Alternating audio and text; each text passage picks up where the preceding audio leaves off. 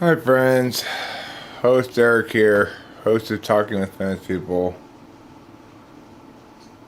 and the author, at least progenitor, of tonight's live stream entitled The Great Confusion. When I originally titled this stream, or thought about titling it something about confusion, my reference point was that I am in that state of period of time called the Great Confusion. And it happens after you've taken your amphetamines for the first time in a while. But even though you're all awake and everything, you're not in the flow yet. And you're in this state of great confusion like I am right now. Like, I'm energized, but I don't feel like doing anything in particular. I'm not involved in any activity, really. I usually get out of it by trying to, like, put away dirty clothes or something. And I did a little bit of that, but I'm still just in the great confusion, as they call it. But after titling that, I realized, of course, the great confusion could broadly fall under the category of topic called Death of the West, Decline of the West, or whatever, which is a fairly popular topic among some video watchers and people like my dad as well. I noticed the other day he was reading a book called Suicide of the West, which I assume is about how moving away from certain central Western post-Enlightenment values has undermined the success of Western society, or whatever the person's pet thing is, you know. Death of the West is a perfect topic to bring out everybody's pet thing, whatever it might be.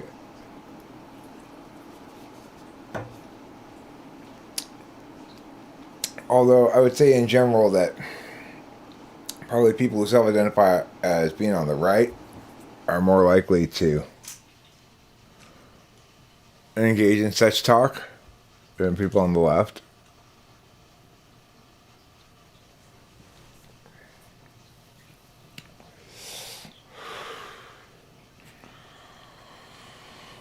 You know, my dad's not partisan at all. He's not on either side of the equation, and he's just a rationalist. He's not a meta-rationalist, though, is the problem. That's what these trying times call for, is meta-rationalism. Because the core question is,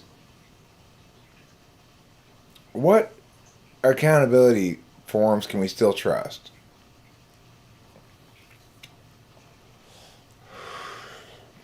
And in fact, COVID might be said to be a symptom of the Great Confusion, in which they think, well, at least there's one frame we can still trust, science. We can't trust law anymore. We can't trust education to be public forms of accountability. We certainly can't trust government to operate like an accountability forum. The news we no longer trust as a place where accountability is measured accurately or talked about meaningfully. It's expressly partisan in its perspective. It seems no longer as though there is any non-partisan perspective, because any reasonable critique critiques somebody of some party, right? So the great confusion then is really about mistaking empirics for reason, or replacing reason with empirics. It's the death of reason in favor of what's expedient and what's concrete. That's the underlying source of the West's great confusion.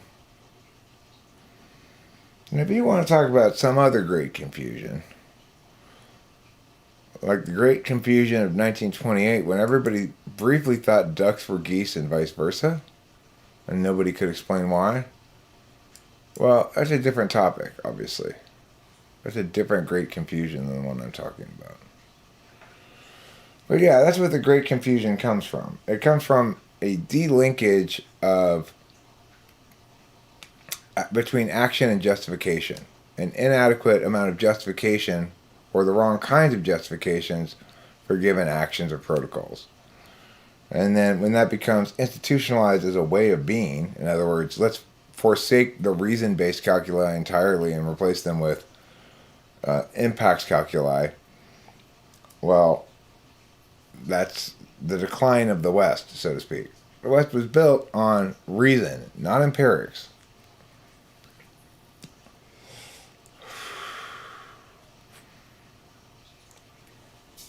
Everything good in human civilization has come from reasons, not empirics, when it comes to how to think and talk about stuff. Not necessarily in terms of real world concrete objects. Obviously, whoever made this water in a can didn't come from reason. After all, we get perfectly good free water from the tap. Why do we need water in a can? Well, it's more convenient, that's why. So, that's an example of me putting my convenience ahead of reason. There's no reason for me to be drinking water in a prepackaged container for me, except I don't like having a container that is not disposable. I already have to do that with my coffee cup, That means washing dishes. It means dashing through the snow on a one-horse open sleigh, which isn't terrible, but has never been my favorite part of Christmas.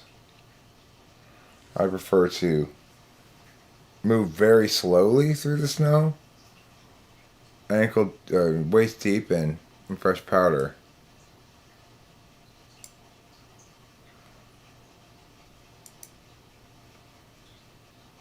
I'm not sure if nobody's saying anything or if the chat's not working. So if somebody would be willing to, I don't know, say hello or something, that could help confirm for me that it's not a problem, but rather just you guys are in a state of revered silence because of the depth of my insight and wisdoms. Thank you, Alex T. Now I know that it's just that. It's not that the chat's broken. It's rather that appropriately everybody is sitting in revered silence so they can hear my wisdoms and insights about the world. That's fine, everybody. I actually was genuinely worried the chat wasn't working. Sometimes it doesn't, I've had occasions in the past where something buggy happens, And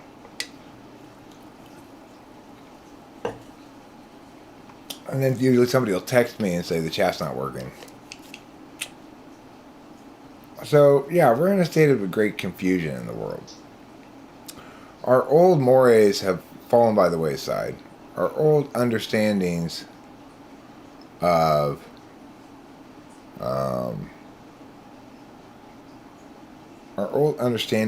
how to process things, where basic lines got drawn and stuff,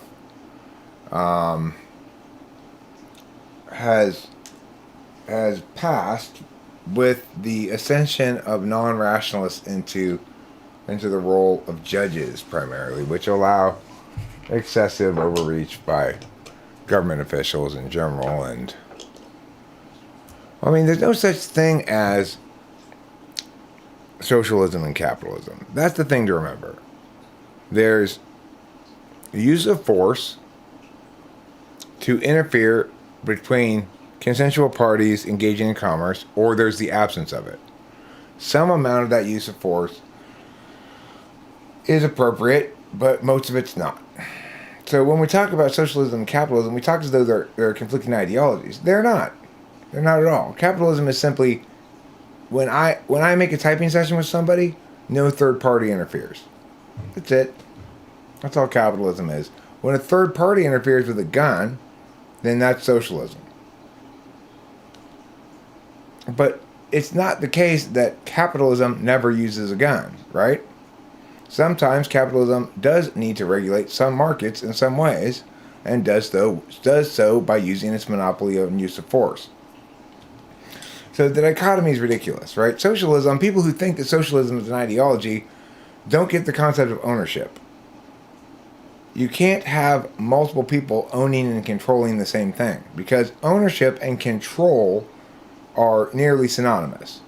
That's why when a group thing, when a group owns, say, a publicly held company, some individual usually, if it works out this way, will have a controlling share. What that means is the other people's votes don't really matter. Who really owns the company? The one with the controlling share, right? So the problem with communism or socialism is a failure to grasp that you cannot share ownership because you cannot share control. Control is exclusive.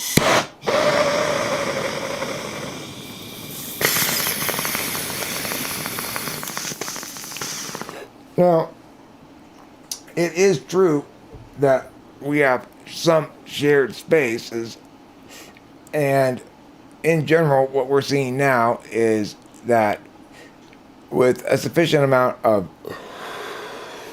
population density, that becomes basically impossible or unsustainable. It's very difficult on the West Coast to go to any parks or open public spaces which are not overrun by the homeless. Not that I don't have sympathy for them, but that's the reality of it.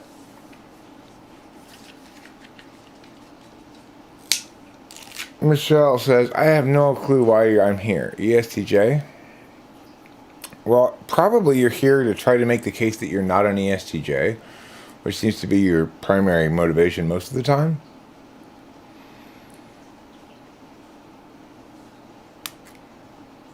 I mean, my dad doesn't respect me, Michelle. My dad doesn't respect me at all. It's basically a typology thing. I'm his benefactor type.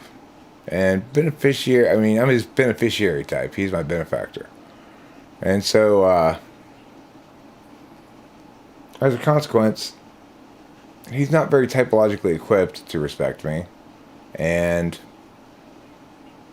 I just have to accept that, you know. And maybe I don't deserve his respect. I don't know. I'm not proud of all the ways I am at all times. I'm not immune to thinking of myself, God, you're a loser, Eric. I just try to be the guy who doesn't do that, though. Everybody does that, right? It's easy to do that. It's easy to say about yourself, I'm a loser. So, if you're trying to convince me that I am one, well, I have those moments, too, of self-esteem doubts and stuff like that.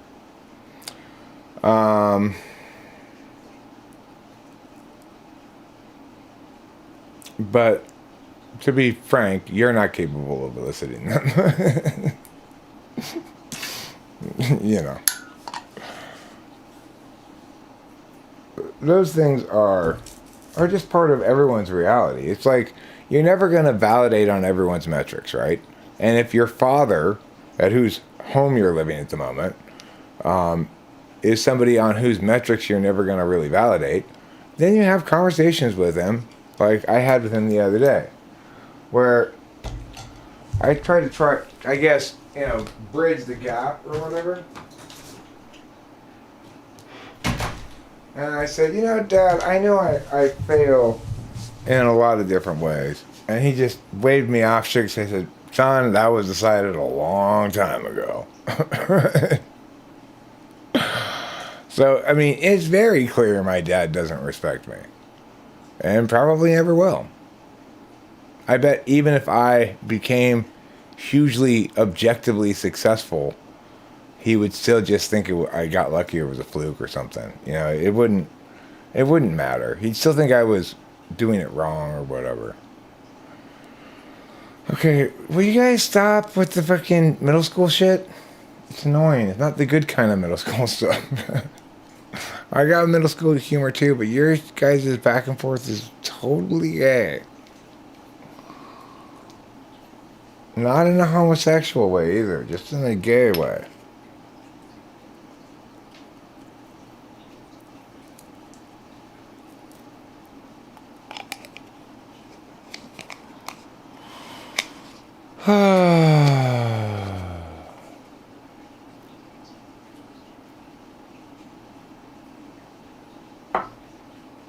Well, there are objective metrics like money.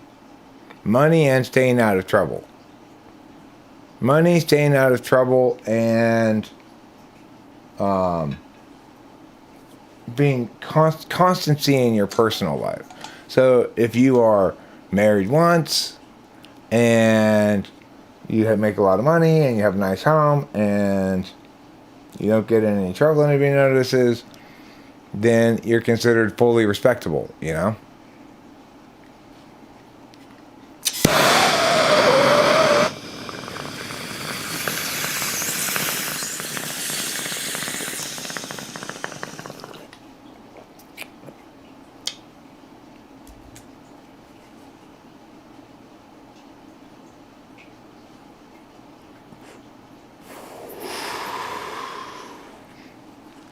Right now, typing session is $65. February 15th, it goes back up to $100.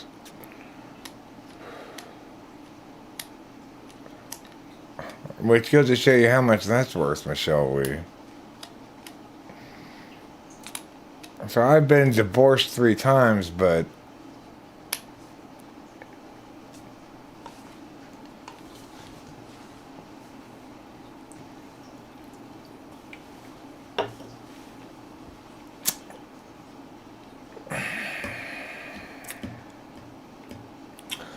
no, there's no discount if you pull borrows with me. $65 is the discounted price.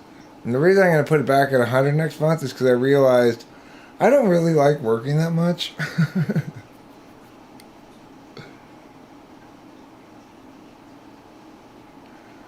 I don't know what you mean with I don't know what you mean by he went boom with it. You mean in terms of up in the price? Well, I mean, he figured out what was his maximal profit to hour ratio or something, probably.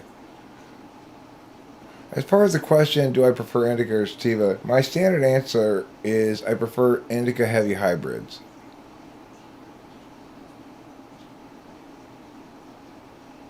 Yeah. You can pull as many bombers as you want during the session at no extra charge, but you have to smoke your own weed. You're not going to bring my weed. You're going to smoke my weed. What's been your weirdest typing yet? I mean, Asha Deep was a really weird typing that sticks in my mind.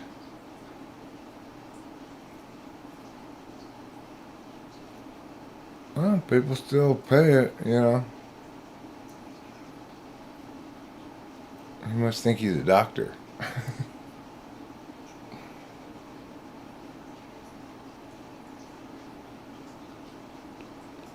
It's not that I don't want to work, it's that I don't like working that much, right? I like to work some.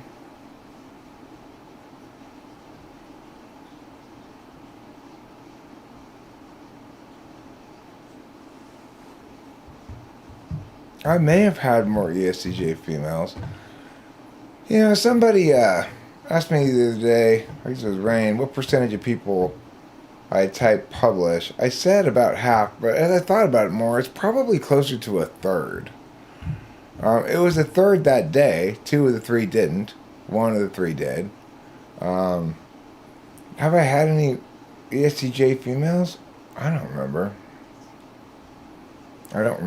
Maybe. I know one in real life. Rachel's mom's an ESTJ female. Yeah. So the point is, Michelle, remember when you asked at the beginning why you're here, and I answered the question?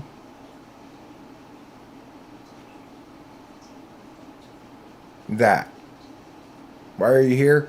To try to tell me you're not an ESTJ.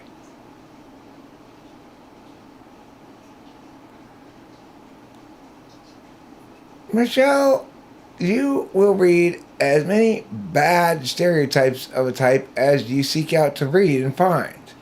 Now, it is true that it's a lot less sexy of a type to be, and people do talk fair amount of shit about ESTJs, but, you know, I don't know, man. I don't want to argue with you about that. It's kind of stupid shit. I can't help it. It's like, basically you're saying, why did you make me a shitty type, Eric? I didn't. I just told you what type you were. And you're the one who insists on making it shitty.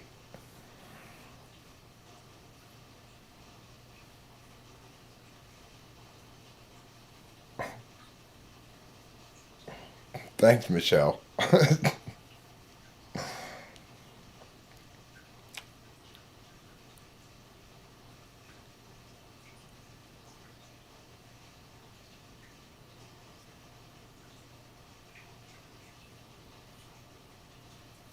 No, I don't want to do any such thing, Boba Fett. That sounds like a lot of work. The thing is, I don't remember. Uh, I don't remember them well enough to know which ones I should want to excerpt and something or something like that.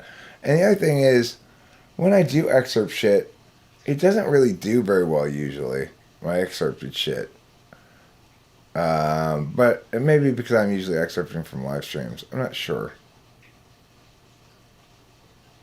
Okay, Boba Fett. Yeah, but listen. You know what you are always telling me to do. In reality, give more stream. That's what you're actually telling me to do. And now you're telling me, do this other shit. Well, when? Right now? No, you want me to keep streaming, huh? You and your TE. Don't you TE me. Boy, you know you're in for a rough evening when even Boba Fett's TEing you. Yeah, I'm actually working that out just fine.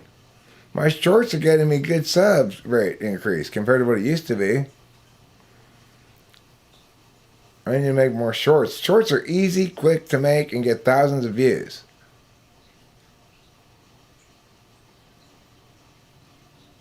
Like, I was thinking tonight, I should make a Type Police video. But that's why I put at the title of this, The Great Confusion. I'm not in SE mode yet. I am on Adderall, but I'm not in SE mode. You like my shorts? They're blue. They're blue. Da da dee da dee da ba dee dee da da da dee da da dee da dee da. But they look kind of gray on this, you know.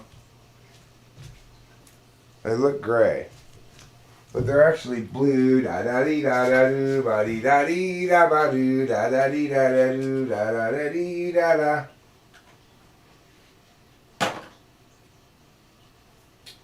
Did you know that California is a republic?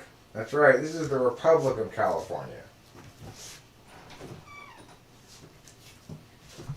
We don't usually think of ourselves as a republic, but we are. We're the Republic of California. Isn't that exciting?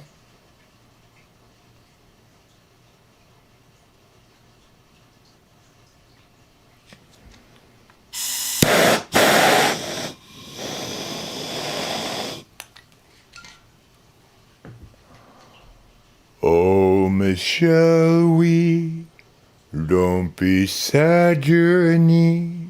STJ, somebody's got to be one. And at least around here, you're odd and you're queer, because not many come round. Yes, that makes you special, delightful and good, welcomed and embraced by everyone's hood, and by their arms, and by their legs, and that's why you're covered in knaves. I'm not a tenor. I'm a, what's between baritone and tenor? I didn't time you out. I sang you a song, lady. I sang you a song about how special you are. That's like, basically, you just won the Nobel Prize for literature.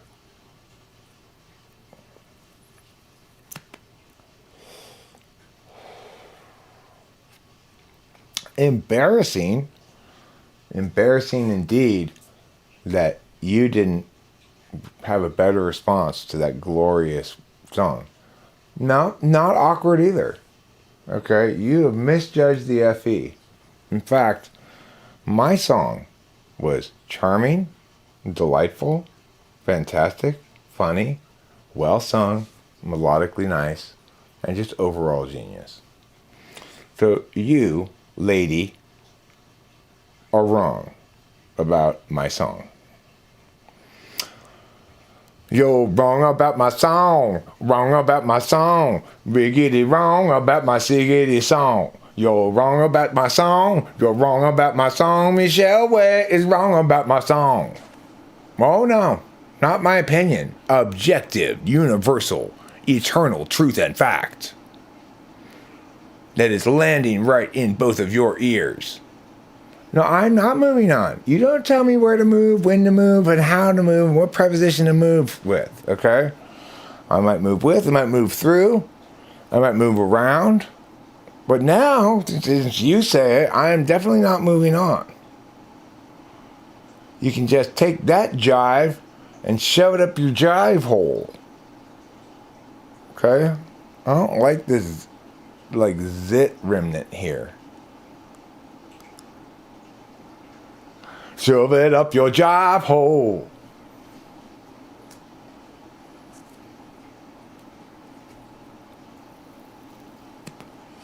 The whole polar thing's vastly misunderstood, explains Boba Fett. Look, you're getting it all wrong. It's more like a fish crossed with a deer had run into a tractor on a road made of meat leading all the way from McDonald's to heaven. I don't know. Some kind of dude. ISTJ maybe?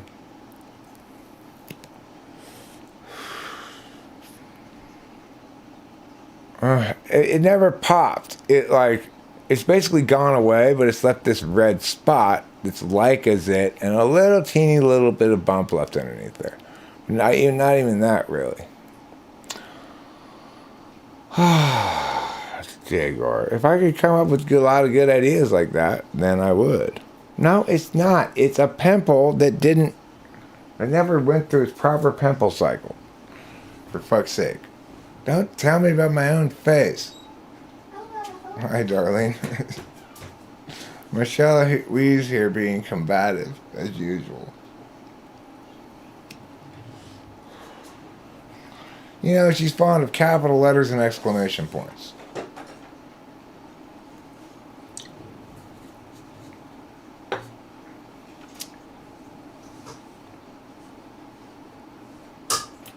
Acne always makes me think of Acme, the company that makes the things in the Roadrunner cartoons.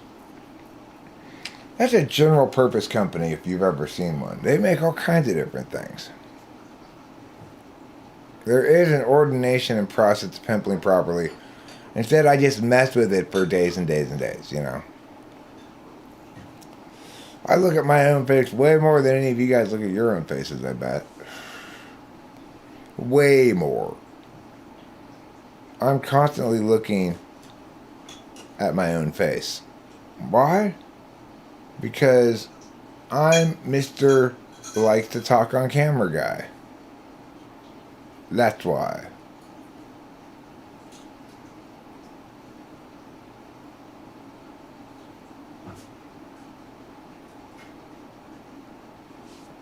Why wear plaid when you can wear paisley? Why be named Brad when you can have some parsley? Did they sell rockets, roller skates, cannons, and 10-ton weights? They should have, for sure. Yeah. And they should all the things should have their name like basically written on them, like dynamite, you know. It's kind of like that Blue Label generic brand. Who will win the Super Bowl? Well, let's discuss that for a second. So I was reading this article on ESPN today about that very question. And what they said was more of the people actually picked. They had like 10 different people give their pick. More of them actually picked the Bengals than the Rams, even though the Rams are at home, have a much better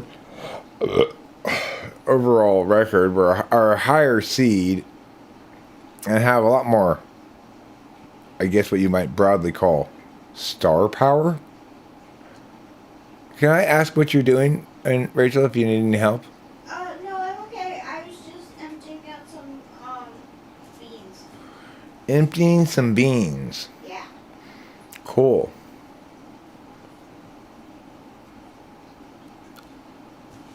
Did you get a can of beans? Yep. Oh, I see. Yeah, I'm taking the lid off right now. Did you not want to eat the leftovers? Oh, I did already. Oh, you already ate the leftovers. You're still hungry. Okay, cool.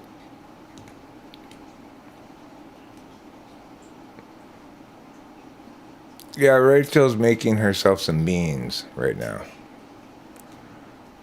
No, not green beans. The pork and beans kind of beans, but it's probably baked beans. Yeah. Boba Fett warns you to watch your finger.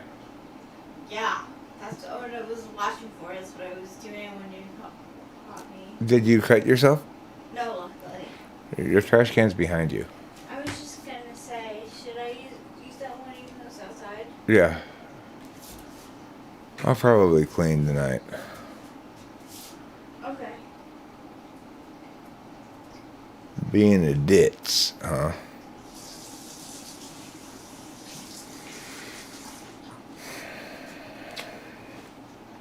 I can be a little ditzy sometimes. We can all be a little ditzy.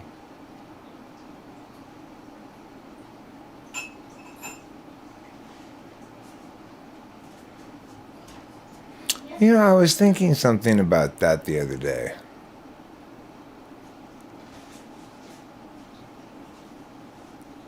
What was it? It was something about how it's. I was remember in the bathroom thinking how beans are not the musical fruit. That something else is, or that beans are some other kind of fruit. I don't remember what I was thinking, but I was thinking about it. I know a lady, she's super smart, but dumb as a box of rocks. Like, not street smart. Emptying the beans, it sounds like a good toilet saying.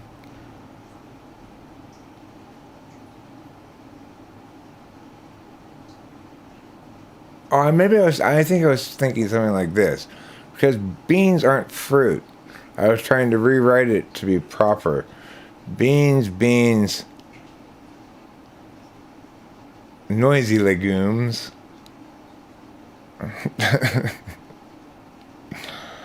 Beans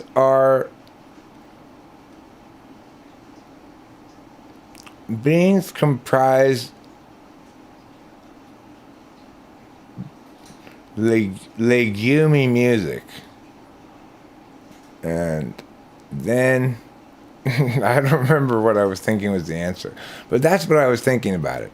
I was thinking to myself, beans aren't fruit, they're legumes. And maybe we should remake that song to make it more correct. I guess I never came up with the solution to it, though. But yeah, that's what I was thinking. That was what I was thinking, is that beans aren't fruit, they're legumes. And that we should redo that saying. Beans are the musical legumes. The more you eat, the more your butt parfums the room.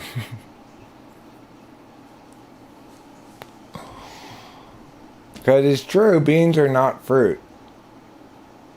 I don't know how they got a reputation for being fruit. It's just because of that saying. That's the only reason.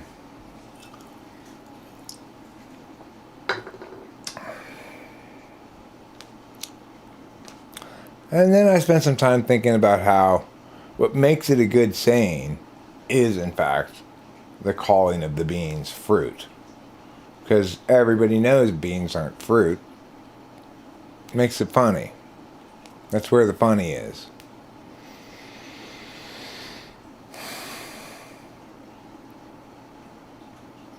Those are some good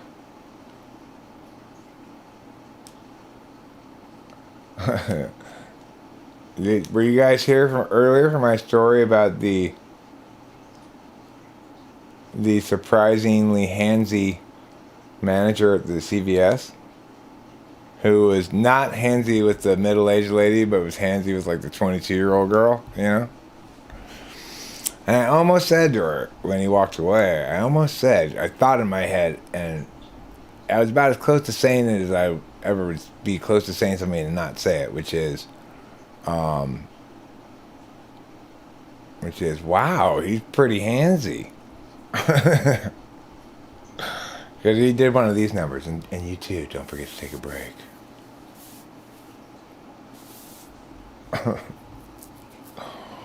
He didn't do that with a middle-aged lady. He did that to like the 22-year-old lady who had her hair dyed gray like an old lady's gray. Just something young people do nowadays, I guess. It's pretty funny.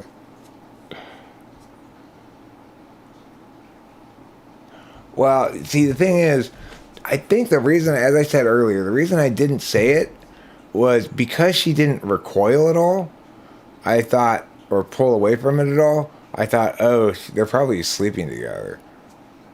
But then when I got to the car and talked to Rachel about it, she was like, no, she probably just didn't react in front of a customer, you know?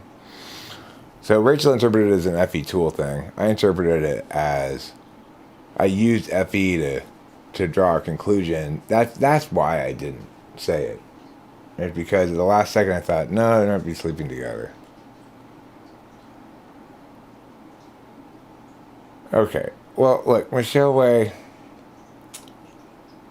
Okay, so he went around, and I was standing there.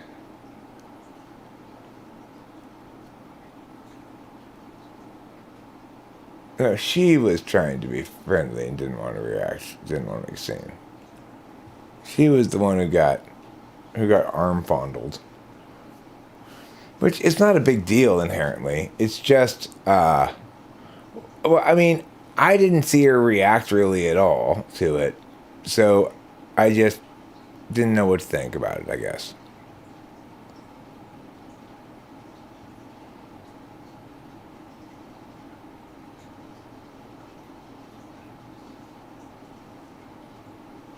And the thing is, it's a weird world that, cause I know there are some like ENFJ, ESFJ types who can be a little handsy, you know. And certain cultures are more handsy than others, with each other in general, you know. But it just seems a little shady to me when he's going around the office and telling the various people, you need to take a break at me out of time in this pharmacy. But the only one that he arm fondles is the hot 22-year-old, you know. And he's like 40-something. It just seemed a little like, it just felt like, wow, you don't really see that anymore, you know. You don't really see that these days. What with everybody all fussy. Don't try that shit in Saudi Arabia.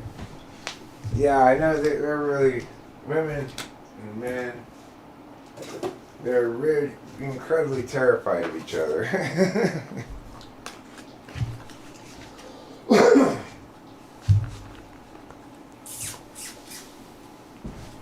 It's just that there are FE things that dictate shit like that. Like, if he is going to touch the 22-year-old, then he needs to touch the other people too. Then somehow, okay, alright, he's just touchy and that's how he does his business here with his employees and they don't seem to mind. fine. You know?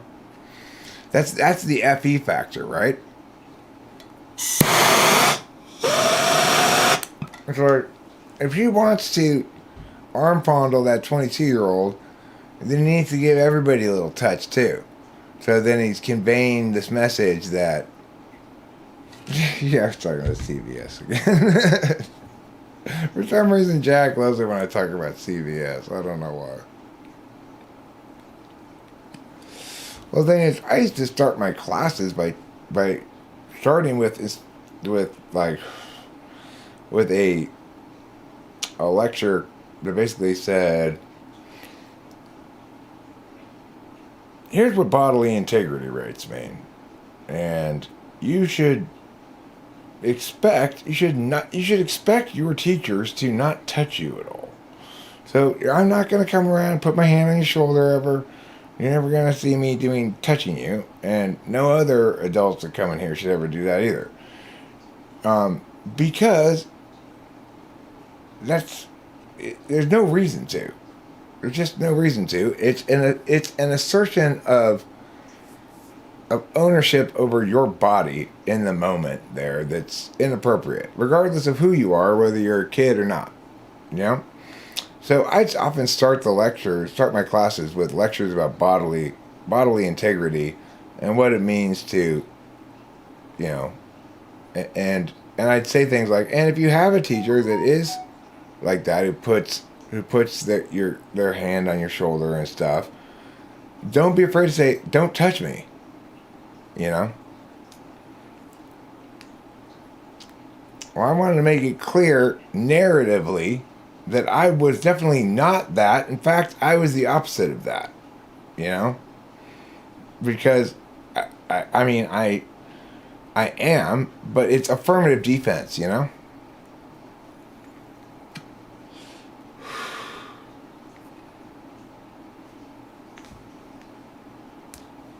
Oh, that's the other thing. At CVS, I'm getting my drugs now for $30 a month. It used to be $100 a month.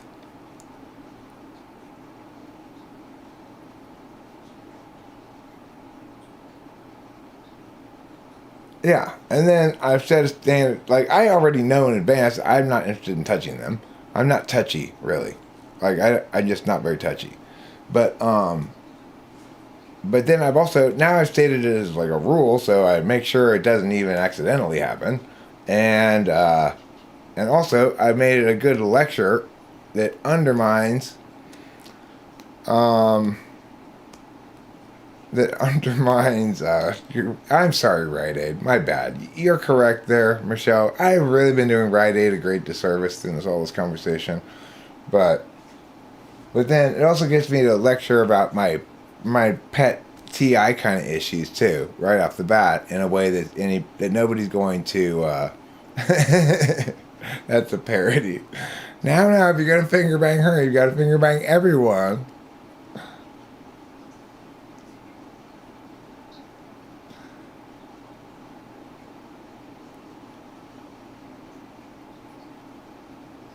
Isn't odd they got something going on? Another way of saying it's consensual.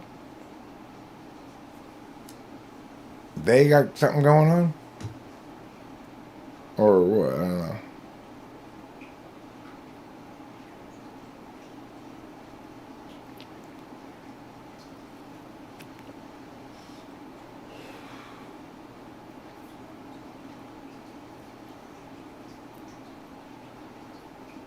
Was that Aussie woman session gone? I don't know. Did somebody ask me to take it down or something? If people ask me to take it down, I'll take it down. Sometimes I forget to put it in the playlist. I'm not making anything out of anything. I didn't say anything. I just noticed it and thought, oh, that's interesting. Because you don't see that much anymore, you know? I mean, you probably used to, I didn't ever think about it before, really, in terms of observing it. But since all that Me Too stuff, it makes me more observant of behaviors like that than I otherwise would be. I did think the lady was interesting because she had gray hair like an old lady, but she was clearly like 22 years old, you know? So I thought that was kind of interesting. I think that's a funny trend. Apparently it's a trend. I don't see it very often. It was rare enough that it stuck out to me. But I think it's funny that young people would dye their hairs to look like they're old ladies. They're gonna have to be the old ladies actually eventually. Why not take advantage of the fact that that they have young hair for a while? Like, can you imagine me when I was young, like cutting my hair to look like this? We're like, oh, yeah, you look old and bald. Okay, why are you guys all being weird about this? I'm just telling a little anecdote about a handsy manager at CVS and how I read it as, oh, they're probably sleeping together. And then Rachel's like, no, she probably just didn't react in the moment because you're the customer there. And then I thought, maybe I should have said it, right? But I don't know. And then you guys are all being fucking weird about it.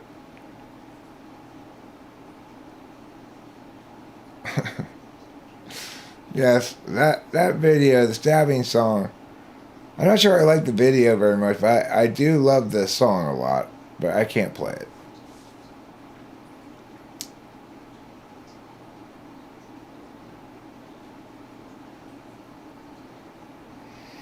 Yeah, that's not a word you hear very much anymore, huh? My mom used to talk about guys at work or whatever who were handsy.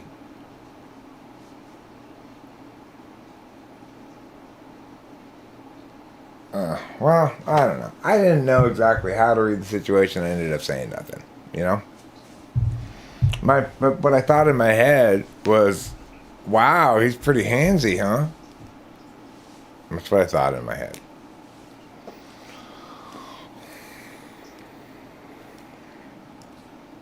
What am I looking for? I need a beverage. I'm dying of thirst. Jack, Ruben is probably right. I don't know. But the point is, who cares? Enough with that story. Everybody's being all weird about it.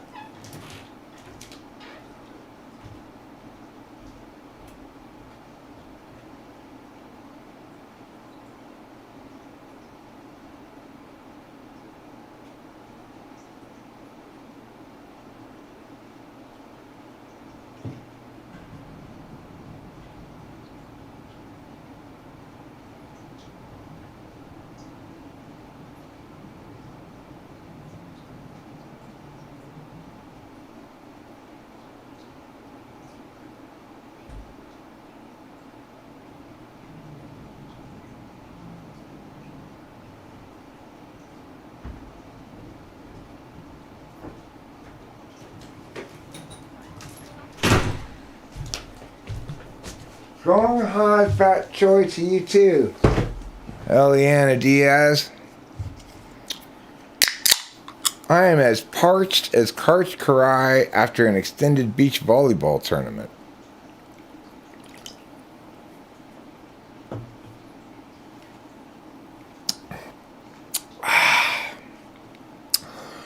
That's refreshing water. Your spelling is horrible. Young Hyan Choi. Look, everybody. Wadani. Dwe. Okay, that's what I have to say to you guys. Wadani. Okay? You know what Wadani means, right? I'm going to hit you. That's what it means. It's something Chinese mothers say to their children. Wadani! One day I asked somebody, what does Wadani mean? And the kid's like, I'm going to hit you.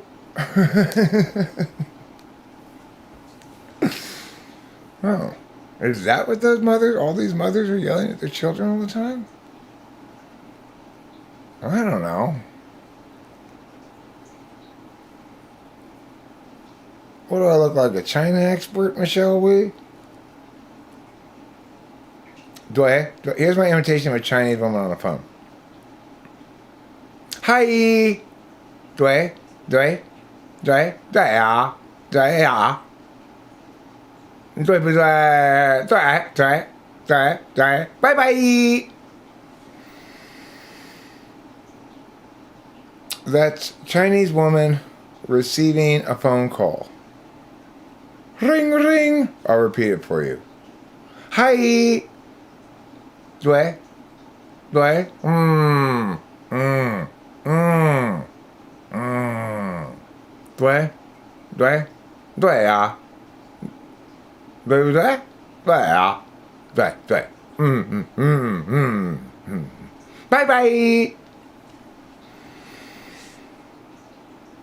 That's my imitation of Chinese woman receiving a phone call.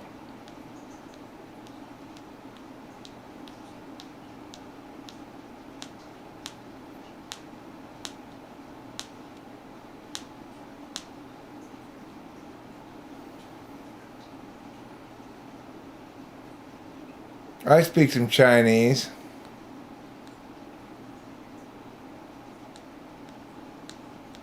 I can say Hong Chao Lu, Shui Chong Lu.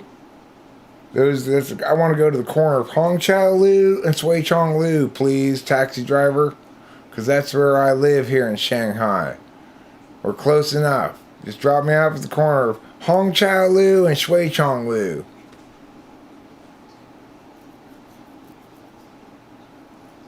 Yeah?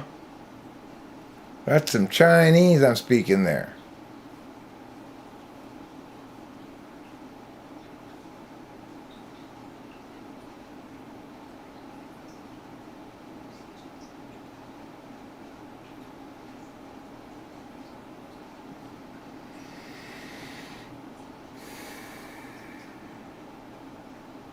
I was in Shanghai.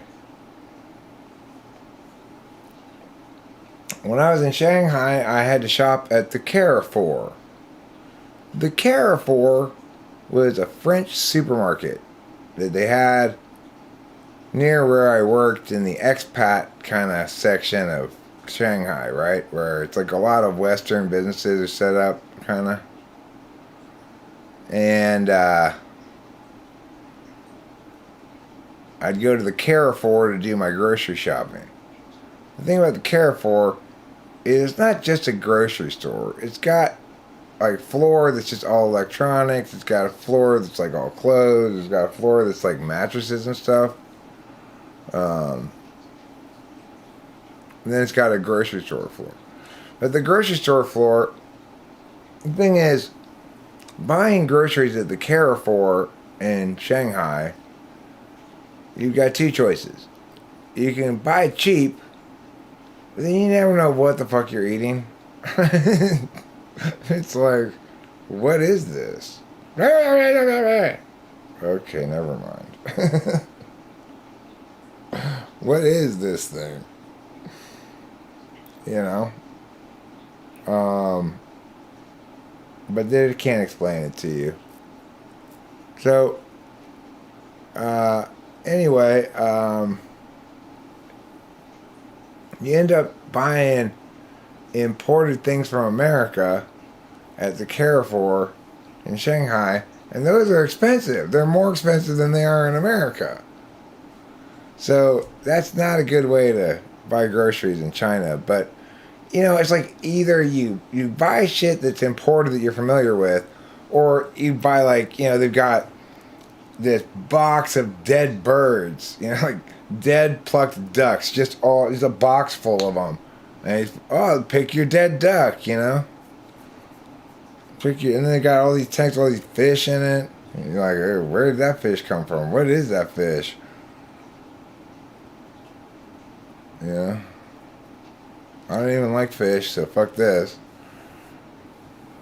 I'd end up getting things like potatoes a lot, you know, if I was going to try to eat and not spend so much money on groceries. You know what's super expensive in Shanghai is Haagen-Dazs ice cream. It's like $20 a pint. Shit you not. $20 American a pint. and it's like $3 here. So, although it does come with a piece of dry ice. I was there at the end of my second marriage. So, like the last year of my second marriage, I was there for like 3 months. So that would be about 6 years ago. And I also went to a special place called Taipei. I spent a couple weeks in Taipei as well, in Taiwan. Much nicer there. That was a nice trip. Although I drank too much, you know. I was always hungover during the day. There's this great bar next to this great little hotel.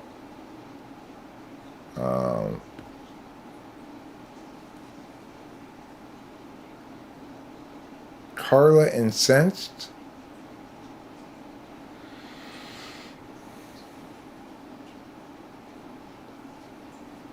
Yeah, I feel like I spent that whole trip hungover.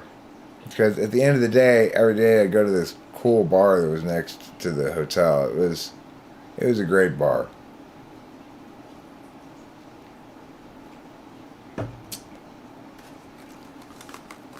Well, I'll still talk about occasionally my trip to Moscow and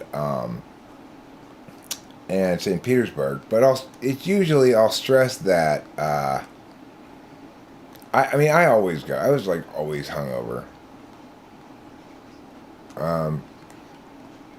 I'll stress that I usually tell the story because it was right. It wasn't that long after Glasnost, you know. So usually, if I'm telling the story, it links to that transition from communism to kleptocrat. You got any Stasi ENTP tips for learning languages? How well you learn languages is going to link a lot to your cognitive function stack. If you're my stack, if you're an ENTP as well, then the answer is you need to learn the grammar first and all the verb conjugations first and the tenses, and then plug in the vocabulary. Because it's very conceivable for an ENTP or an INTP or something to tackle the entire grammar of a language first without any vocabulary, and then you feel prepared to express what you want to express. You just got to look up the words, you know.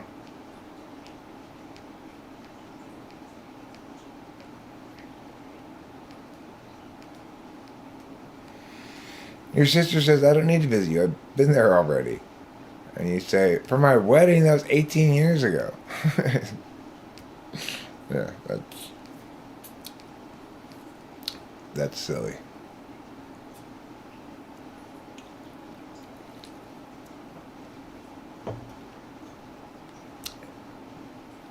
Well, you remember what your sister said.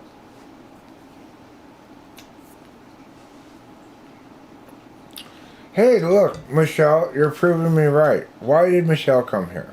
To make the case that she's not an ESTJ.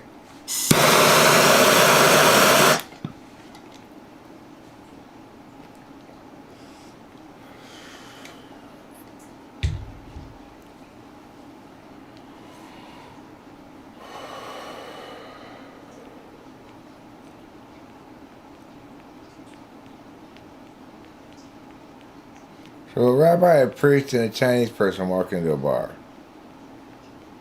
And the bartender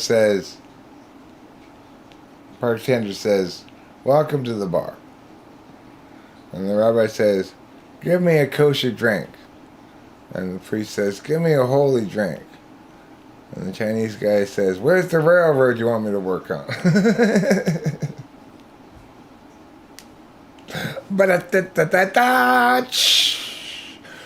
Chinese railroad labor humor. We don't get enough of it these days. We just don't get enough of it.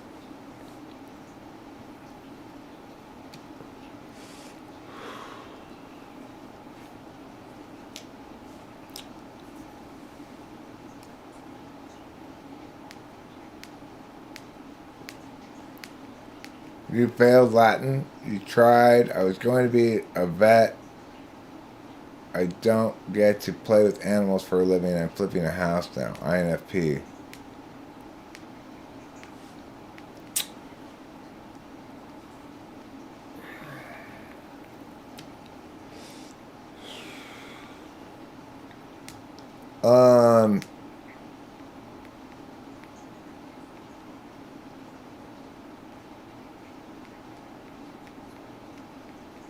Let's see. What would I gonna say next? I've never been to Hong Kong. I was also in Wuxidong when I was in China. I wasn't just in Shanghai. I spent a fair amount in Wuxidong. But there's nothing in Wuxidong.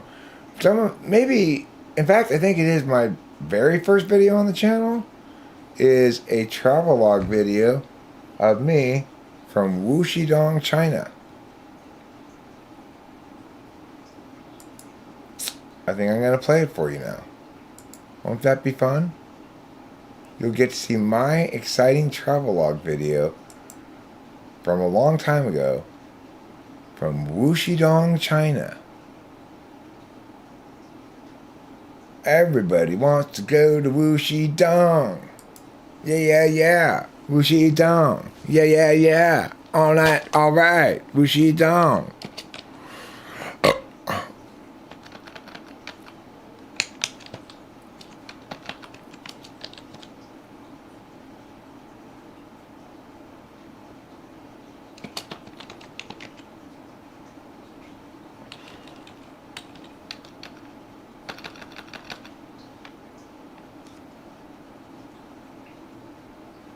Okay. Let's see if I can find one.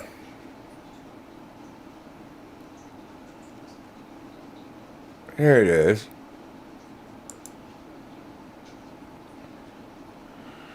This is from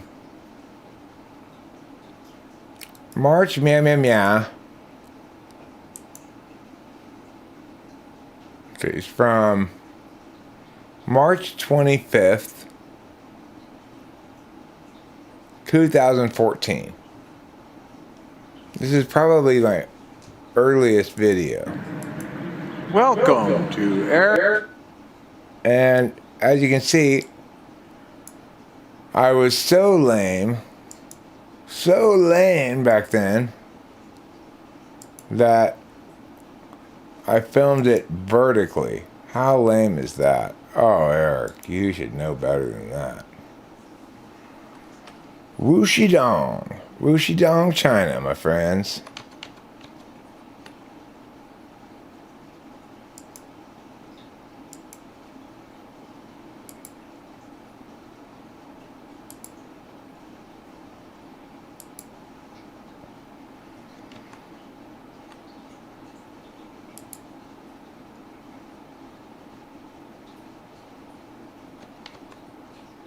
Okay, get ready for the most exciting moments of your life.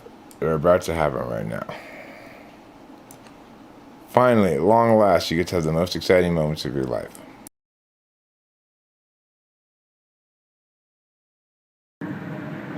Welcome to Eric's walking tour of Wuxi.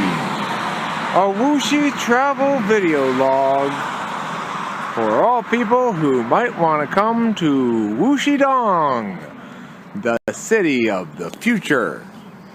As we proceed to this wall here, you will notice that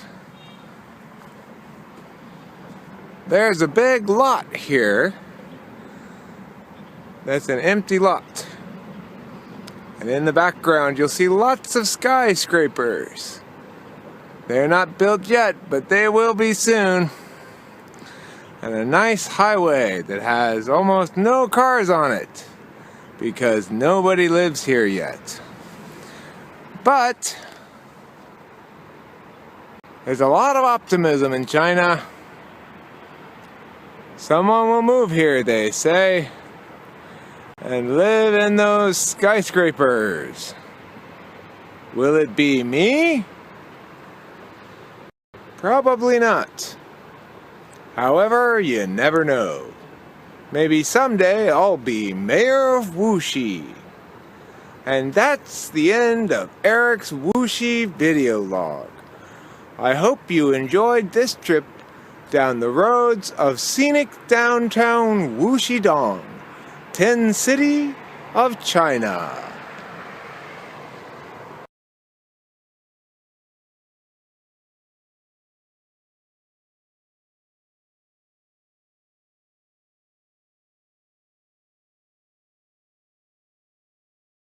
It's not a terrible video. You know? Not terrible.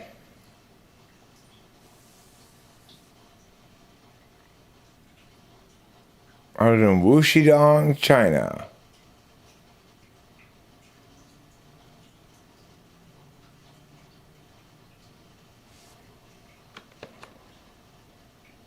There's another one, I think, of the train station somewhere. They had a great train station there. Nobody there, but a great train station.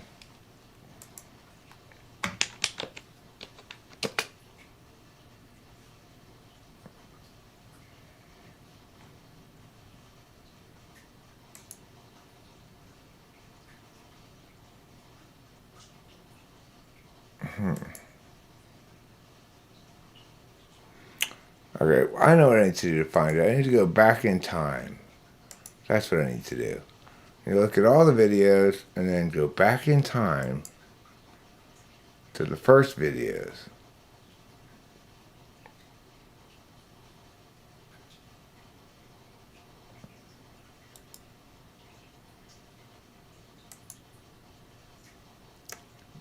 Here's the train station.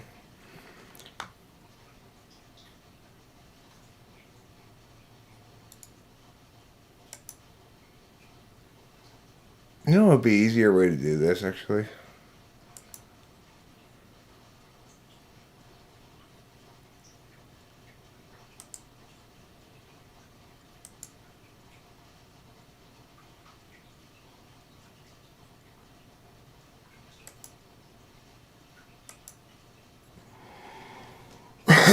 Okay.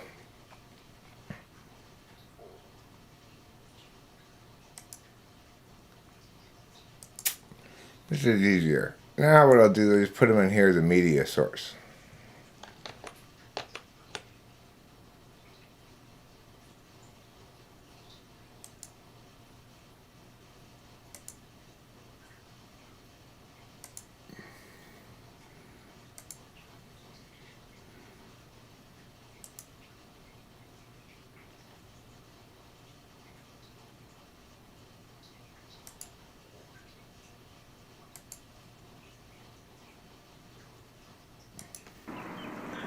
Welcome to Eric's video log of Wuxidong, China, Part 2.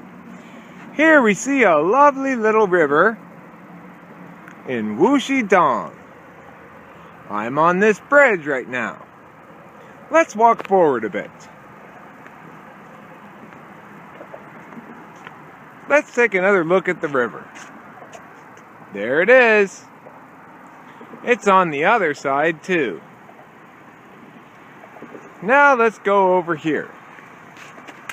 What you will see is an intersection at the corner of Shanhe Road. Lu means road in Chinese. Now let's go over here. You will see that it's not just on Shanhe Lu. There's another street. That's right, this is the main drag here in Wuxidong. It's called Zhenhua Lu. And that concludes our trip to the intersection of Shanhe Lu and Zhenhua Lu. Thank you for visiting the scenic town of Wuxidong, China in Eric's series entitled Video Log of Wuxidong, China, Part 2.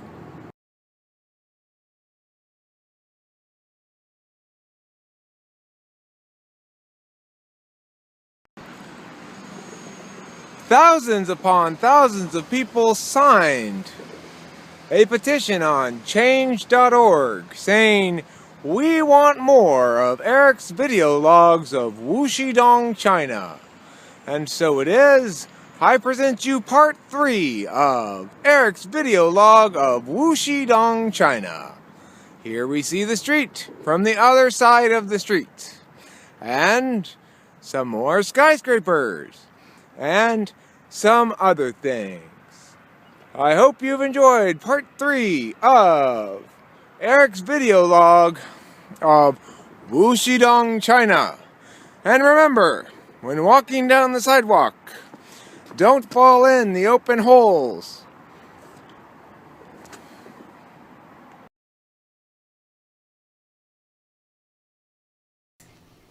So that was part 3.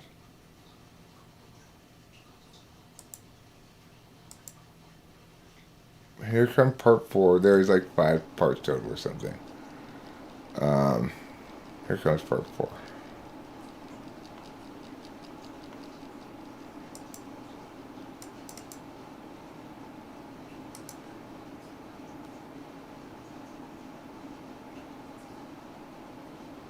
Where's part 4?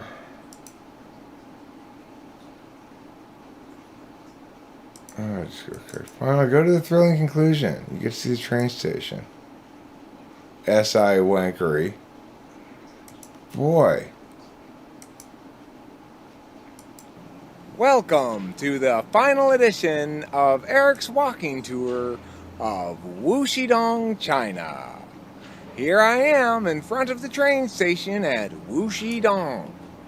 Yep, it's big, all right. Let's take a look. Wow, that's quite a train station. Yep. So, I hope you enjoyed this episode of Eric's walking tour of Wuxidong, China. And let's hope that next time they don't forget to get me a ride back to the train station. Okay, and then Wuxidong, yeah. Wuxidong. And then there's one more I'm going to play for you guys, which is my Ode to Huell Hauser, okay?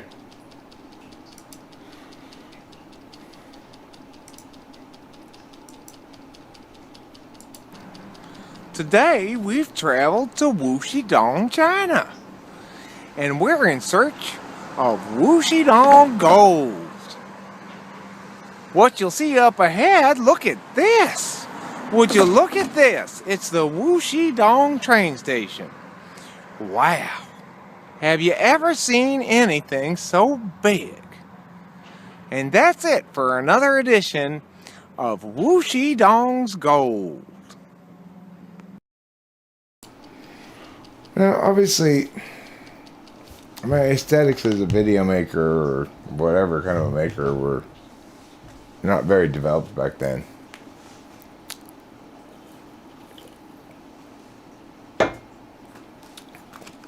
Not that they're super developed now, but they're better. I'm just on the road. There was nobody there, you know.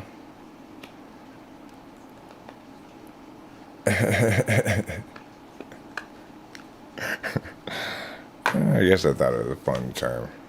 Funny city name. It's a funny place because it's like they're building they're building a great metropolis there.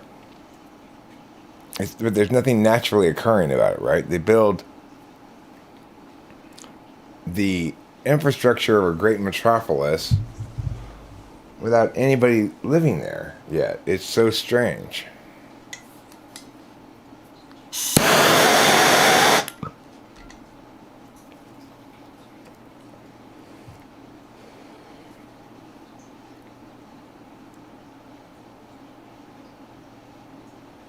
The train was great.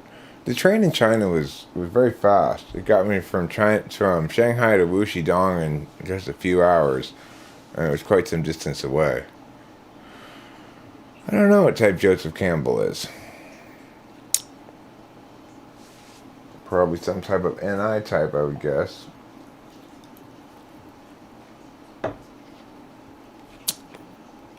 Unless you're talking about the Campbell Soup guy. Now that's a different story.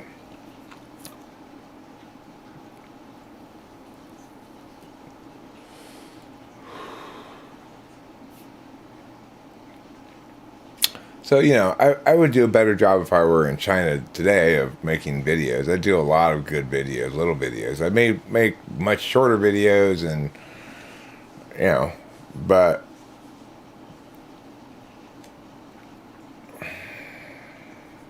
because of the way that they structure their government, like the regional governor person has to show a certain amount of economic increase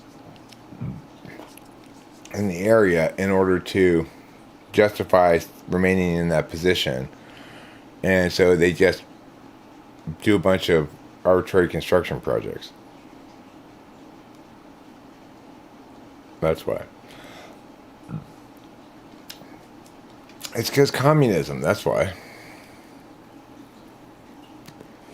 They've got a lot of extraneous employees doing nothing in China.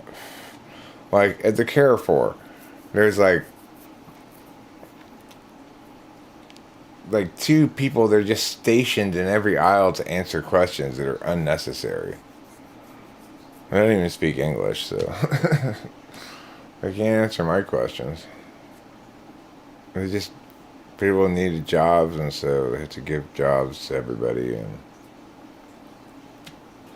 like the way they clean the streets in Shanghai, the way they cleaned them when I was there, is they had ladies with carts and brooms. That's how they didn't have street sweepers. That's how they cleaned the gutters and stuff, you know.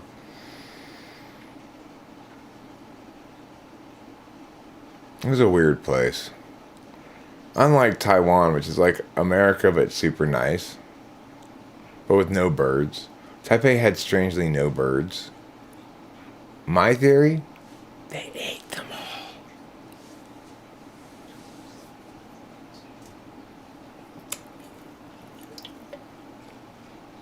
all. Like we got birds coming out of our wing-wangs around here. There's just birds everywhere. More birds than you could shake a stick at.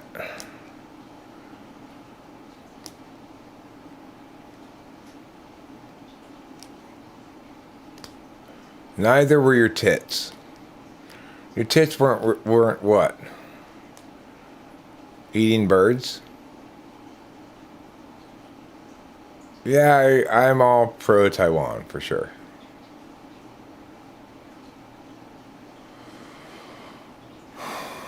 I tell you, it's like a goddamn aviary around here. Sometimes we've got multiple species of birds all squawking at full blast at the same time. It's like, what is this? Bird town? You know what I'm saying? It's like, what is this? Do I live in Bird Town or something? Why all the birds? Well, he'd probably enjoy my various pro-Taiwan arguments videos, which I have several.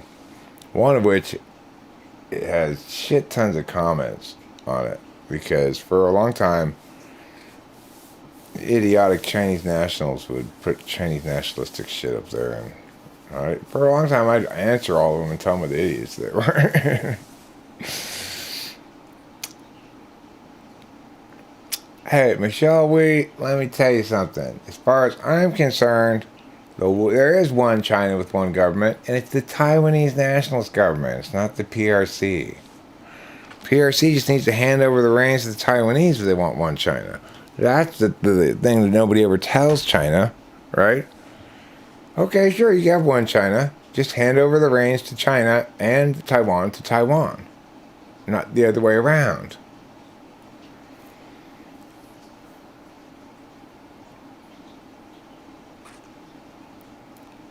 And then what are they going to say? Oh, well, we don't really want one China like that. Well, you can't have your cake and eat it too, fucktards. So, watch out. I got 2 fingers pointed at you. Based. My life is based on a true story. I fucking hate Chinese Taipei. I will never refer to Taiwan as Chinese Taipei. That's bullshit. I'd rather call it Ceylon before I call it that. Your traveling here reminds me of his. I don't know. I thought of him. I don't know why. Carla incensed? I'm not sure what you're talking about. But I do know. Oh, that's freaking ridiculous. Yeah, John Cena's got no balls. He sold them to China for money.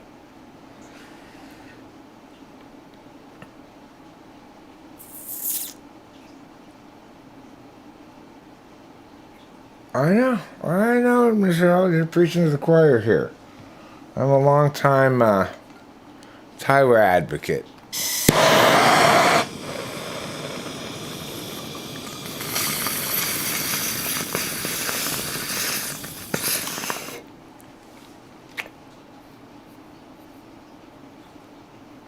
Taiwan, of course. Taiwan had independence before China started encroaching on its independence.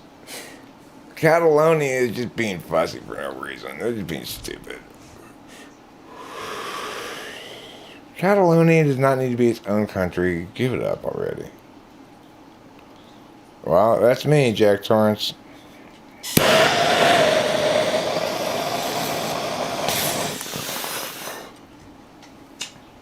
Ain't no China gonna pull no ching chong bullshit on me. Oh.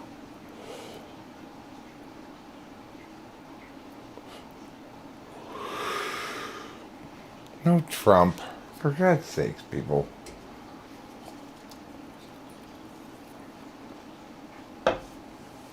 Have some sense.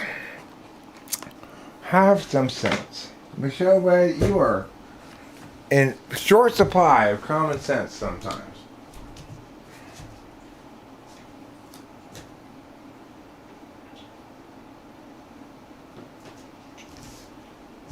Hey, I got employed by Chinese people plenty. I got no problem with being employed by Chinese people. Well, I mean, Taiwanese people anyway.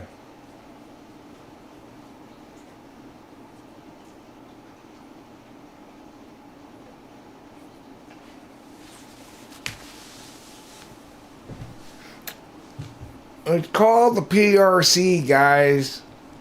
The People's Republic of China.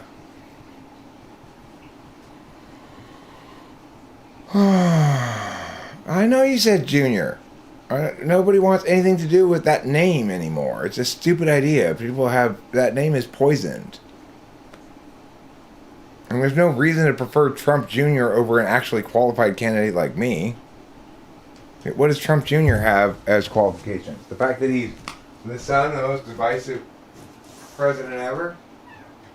That's not a qualification. That's a disadvantage. FFS. FFS. Michelle Way. FFS. You know what that stands for.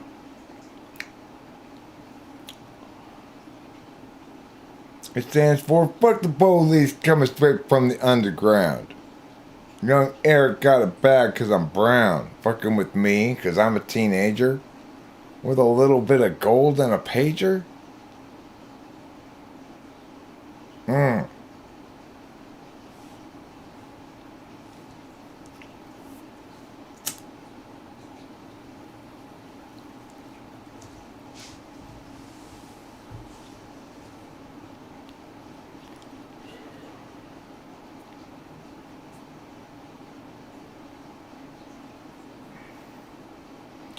Well, now I've reached the great confusion. I no longer know why I'm here, what I'm doing. I'm ontologically, epistemologically, aesthetically, and in all other ways experiencing a state of complete collapse, in which only terrible things can happen. Isn't that terrible?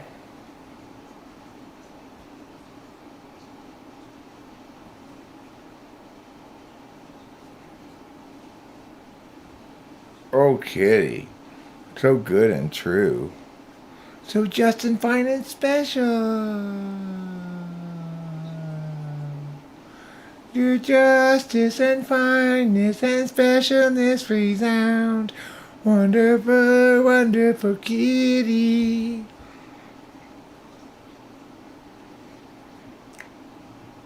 Wonderful, wonderful kitty. Having wonderful times. Always cleaning yourself. Making sure you've got clean lines. Wonderful, wonderful kitty. Having wonderful times. You're the best darn kitty ever in all time. You're wonderful kitty, magical and true. With your soft fur and your soft meows, you know that I love you. You're a wonderful kitty, and I pet you all night long. 'Cause I like to pet your soft fur from nighttime until dawn. Yes, you're wonderful kitty. Oh yeah. Oh yeah. Oh yeah. The whole internet's shitty tonight except Eric's stream. And it's not even a very good stream for Eric. It's a pretty shitty stream for Eric, but still better than the rest of the shitty internet. That's pretty good to hear. I'm glad to hear that.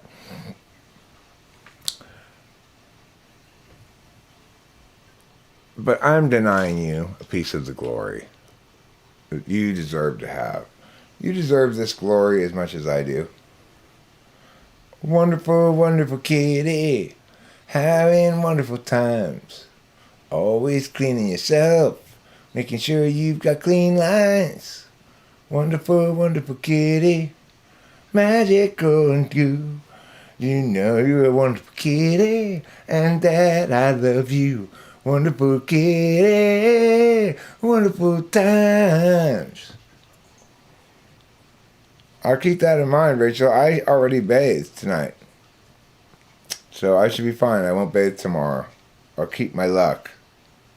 I didn't know that luck was the same thing as being dirty. I must be really lucky. I'm not sure what I'm doing with that song yet, Ruben R. It's still in development, okay? Oh, yes. The importance and majesty of your regal magnificence are once again sending me into a state of ontological collapse. I'm experiencing kayaks. That's what it's called, kayaks. Kitty-induced ontological collapse syndrome. That's when you pet the kitty and she's so wonderful and true and just that you just can't do anything else but talk to and about the cat. We're talking about kayaks, which is kitty-induced ontological collapse syndrome. And because the kitty is so adorable, all you can do is experience the kitty. That's what we're talking about. A little known syndrome that needs more attention in the DSMR. Namely, KIOX, Kitty-Induced Ontological Collapse Syndrome. No, I don't remember that annoying cousin who ruined the Brady Bunch show. I don't remember there being a cousin on the Brady Bunch show. Was there really one? Well, hello. Yes, you're glorious and wonderful. I have another song for her that I'm going to sing right now. Pretty important. Oh, you're a very, very, very, very, very, very, very, very, very, very, very, very, very, very, very special lady. Yes, you're a very, very, very, very, very, very, very, very, very, very, very, very, very, very, very special lady. 'Cause I have checked all the documentation I can find, and I've determined you're a very special kind of lady. Oh, yes, you are. Oh, yes, you are. Oh, yes, you are. That song's called Very, Very, Very, Very, Very, Very, Very, Very, Very, Very, Very, Very, Very, Very, Very Special Lady.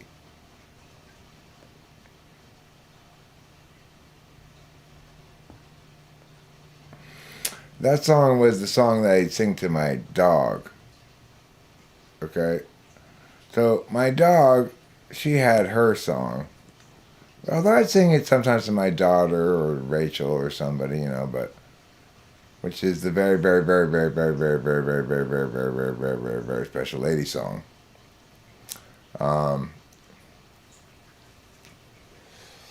And Capio here, really, the song that really sticks with her is Wonderful, Wonderful Kitty, Wonderful, Wonderful Times, always cleaning yourself, making sure you've got clean lines, because that song was actually sung to her, but that's all I have of that song, which isn't a whole lot of song.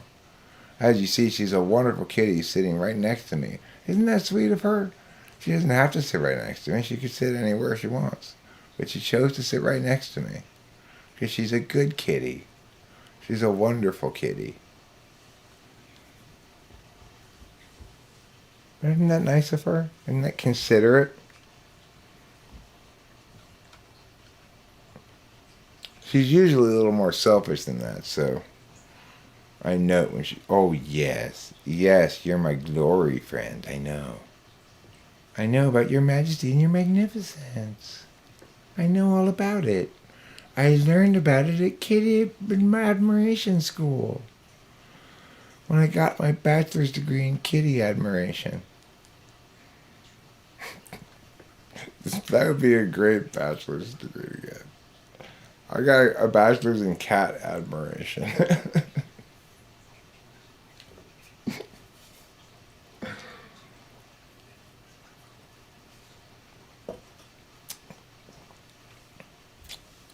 I don't remember much about the Brady Bunch, but I certainly don't remember any Cousin Oliver.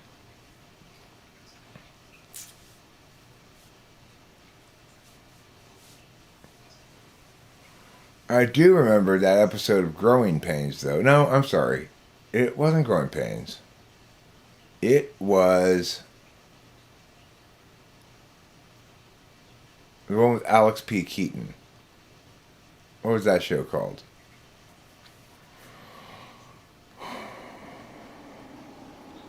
What was that show called with Alex P. Keaton? I am talking about it right now. I'm talking about culture. Yes, she's a very good kitty, meow meow. That's true. You obviously speak the language of kitties, Carla and Sense. You and I must both speak the language of kitties. Family Ties, thank you. You remember the episode of Family Ties where Alex P. Keaton's uncle, namely the father's brother, came, but the father's brother was an alcoholic, and he was so obsessed with alcohol that they caught him drinking the vanilla extract. Naturally, I thought to myself, you can drink vanilla extract? I might want to try that. Oh, kitty. So special and good. Yes, I know. You've got that very dirty spot that you have to clean. This is the magic of cats. Only cats can constantly lick themselves and never smell like spit. Think about it. What magical power allows the cat to do that?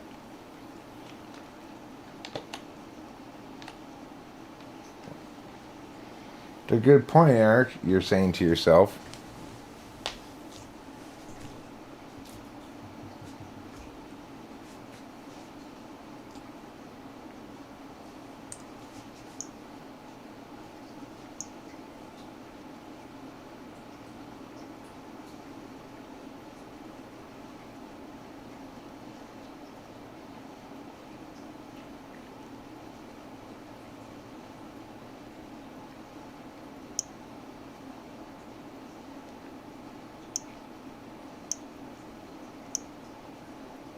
actually, you can't have it both. Never mind.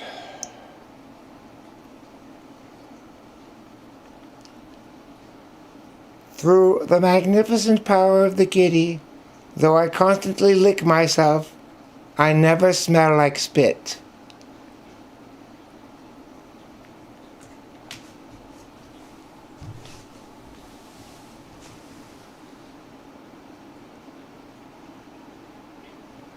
So that's probably a good short. Through the magnificent power of the kitty, though I constantly lick myself, I never smell like spit. Yeah.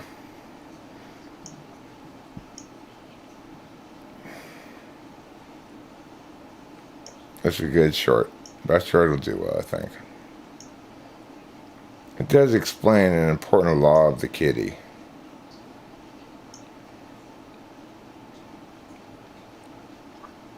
Magnificent power through magnificent power through the magnificent the magnificent power of the magnificent power the magnificent power of the kitty, though I constantly lick myself, I never smell like spit. The magnificent power of the kitty, though I constantly lick myself, I never smell like spit. The magnificent power... There. A kitty's magic power. Just making a short. That's the process of making a short. The magnificent power of the kitty. You got to time it a certain length, right? And you got to try to.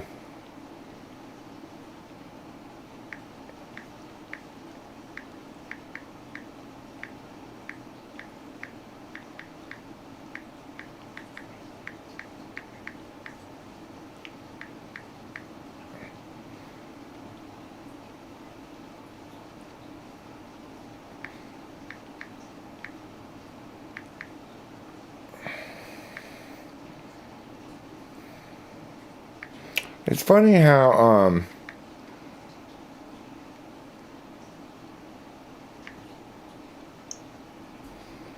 people are constantly telling me to be more successful with YouTube or whatever, but the one thing that's consistently proving to help is shorts. Shorts, once you get on the short speed, you know, they I used to get somewhere around sometimes like, oh, 4-leaf clover is now up to 900 views. I wasn't sure if 4-leaf clover was going to hit the feed or not. 4-leaf clover now has 900 views. But the two ones I made earlier today, which say, you want to film me, but I only want to show you my butthole, which is from the cat here, and the other one, which is Gong Hei Fat Choi Chinese New Year, those ones only have 33 and 36 views yet. Well, that's because they haven't hit the shorts feed.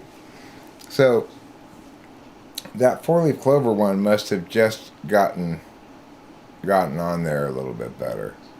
So let me see what's going on with that. I'm curious. Actually, my first video is Rappin' Eric Enjoys His Background Pics.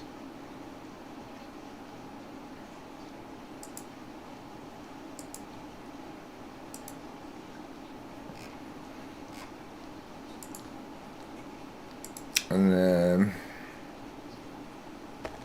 the 4-leaf clover one, let's look at it.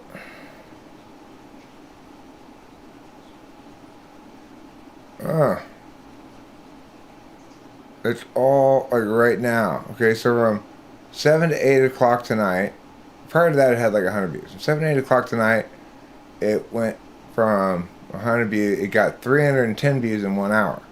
And then from 8 to 9 tonight, it's already gotten almost 700 views. So it's currently going up.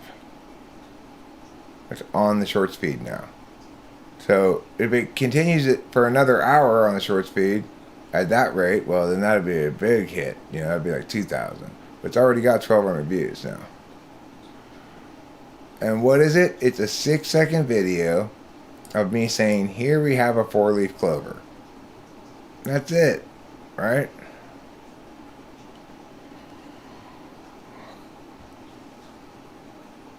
And I think my observation about the magnificent power of the kitty, though I constantly lick myself, I never smell like spit.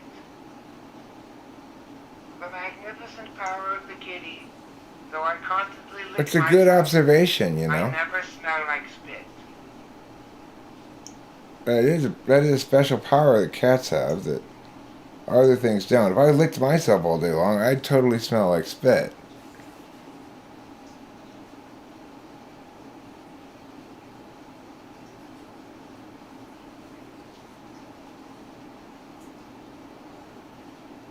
Why do you promise me, Jack, that when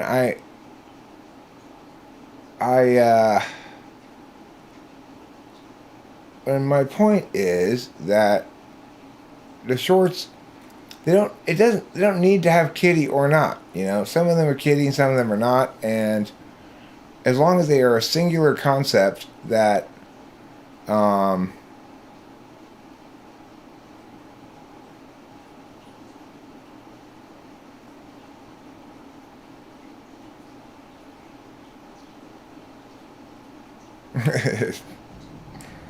long as it expresses a single concept and has something kind of interesting about it, then you get 1,500 views or whatever.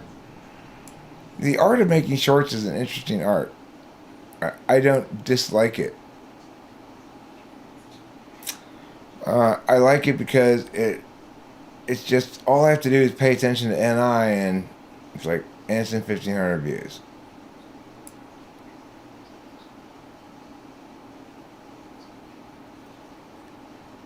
And sometimes I'll get one that really hits, like the trash can one, right? Where I said, you know how those trash cans have that little circle thing in the middle of them, and then you try to put your trash in, and it doesn't fit because the circle's not big enough. I tried, said, like, people with TE Polar, what do I do? Everybody else, throw it away and put the thing back there. It was like 8 seconds long or whatever. I got 30,000 views. That was a really good short, right? If I keep making shorts, occasionally I'll hit one of those that makes great, like, sense.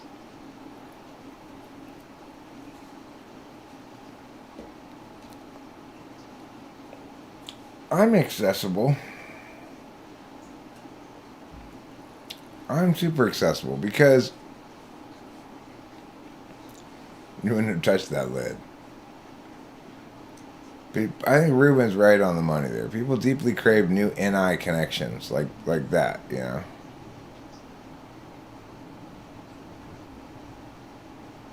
Or whatever.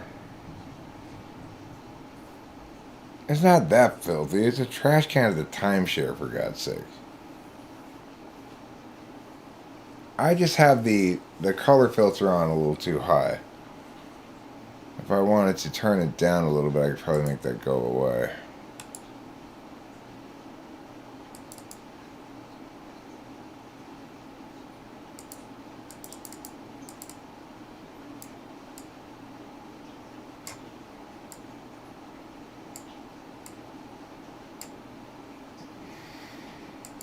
Is that better?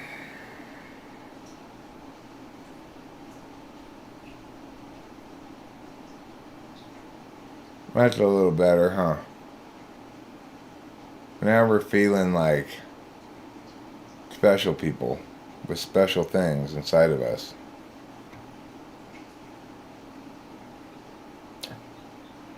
Yeah, I did, actually.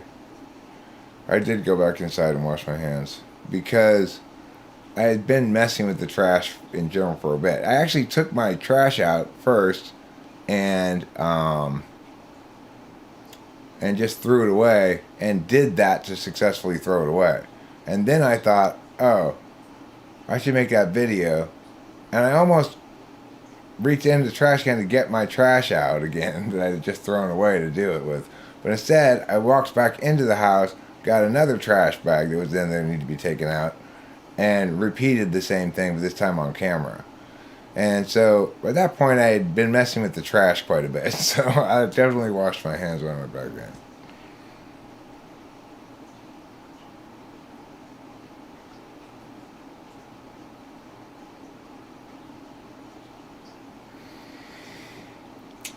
Look at the beauty. Do you see the beauty here? And how astonishing it is, and how it causes KIOX, kitty-induced ontological collapse syndrome?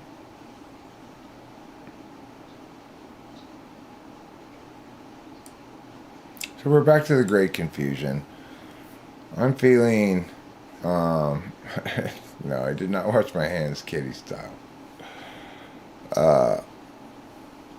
See, now it's like I got those little gray things in between my arms and my head. See the problem with that? See what I'm talking about?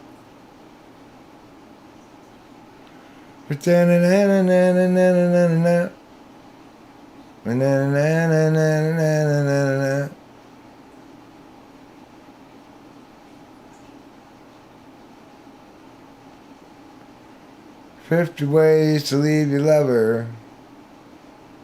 50 ways to leave your lover.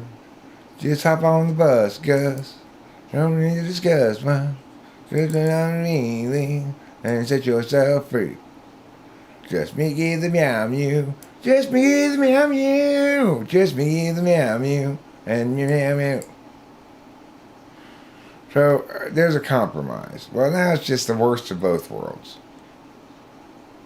These filters are schmilters is what I say, you know. Filters schmilters. Why do I even have it? Just to make it black behind me instead of green? Who cares what color it is, really, you know? With the gaze of miracles. It's a good idea. I should incorporate more of the gaze of miracles.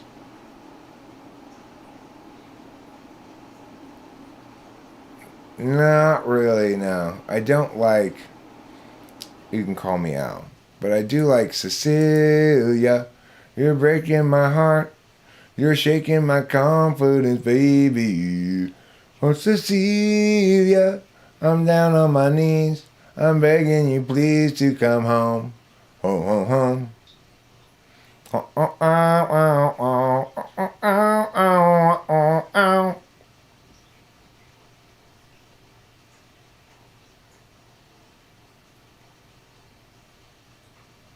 The whole internet forgot how to read today? I did not notice that. Oh, Susanna. Oh, don't you cry to me.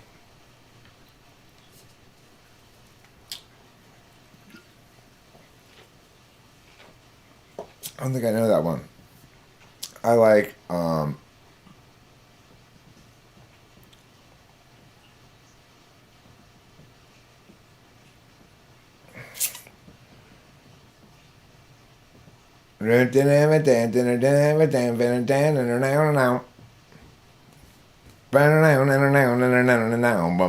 on the cover of Vogue. Yeah, I'm on my way. I don't know where I'm going. I'm on my way. I'm taking my time and I don't know where. Goodbye to Rosie. Drink Corona. Singing me in Schoolio down by the schoolyard. Me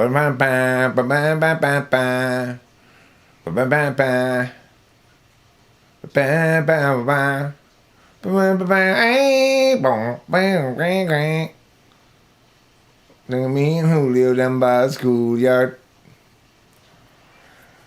No, Paul Simon's got some really good songs. You know, he's got Kodakram's a good song too. How's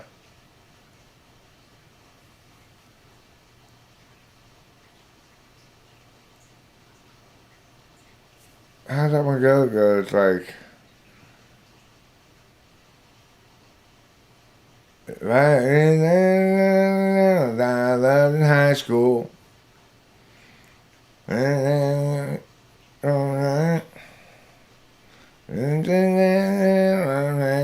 nation.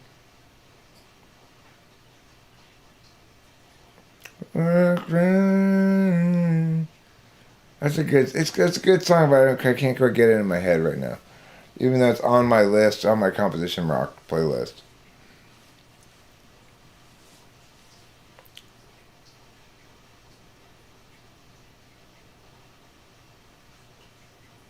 Mama, don't take my code chrome. Mama, don't take my code chrome. Give us the nice bright colors. Give us the greens of summer. Keep on work on a sunny day. Yeah, yeah. Yeah, right. That song. It's like of people who are like that, I prefer Billy Joel. I think of Billy Joel as being kind of Paul Simon-esque in the amount of different songs that you know that are hits, that are good songs that are by him, you know.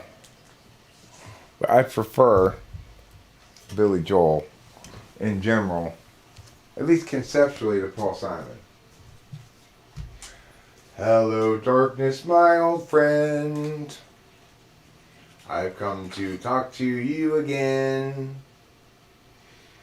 Could you please go away before my light? I've got to turn it on and now it's night.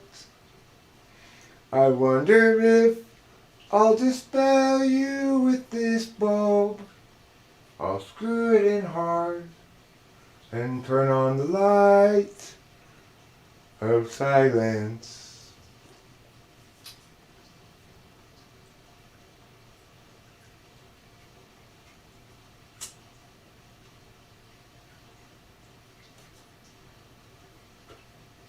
It feels like a late night cereal night, guys.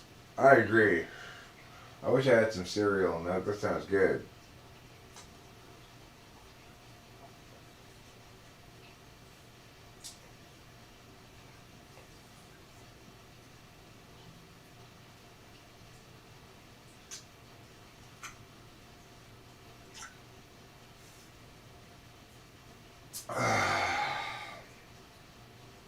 Okay, I'm going to take a little intermission here. I'll put on some intermission music. I'm in a state of great confusion, you know. I'm not sure what I want to do. Why I want to do. Kitty's comfy. That's true, and that's important.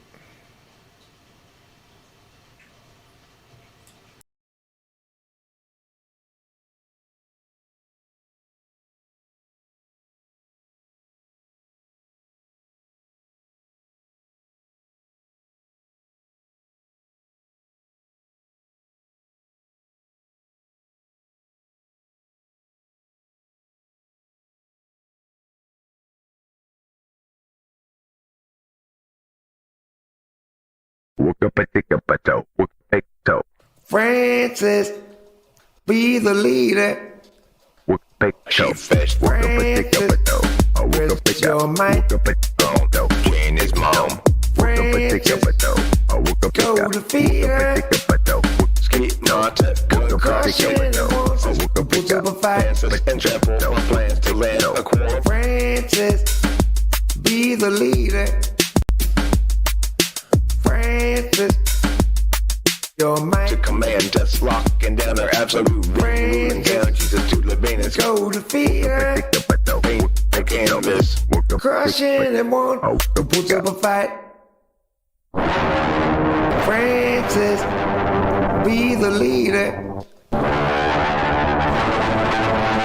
Express your might. Go to fear. Crushing and won't who puts up a fight. Francis, be the leader. Your might. Francis, go to fear. Crushing and won't who puts up a fight. Francis, be the leader. Francis,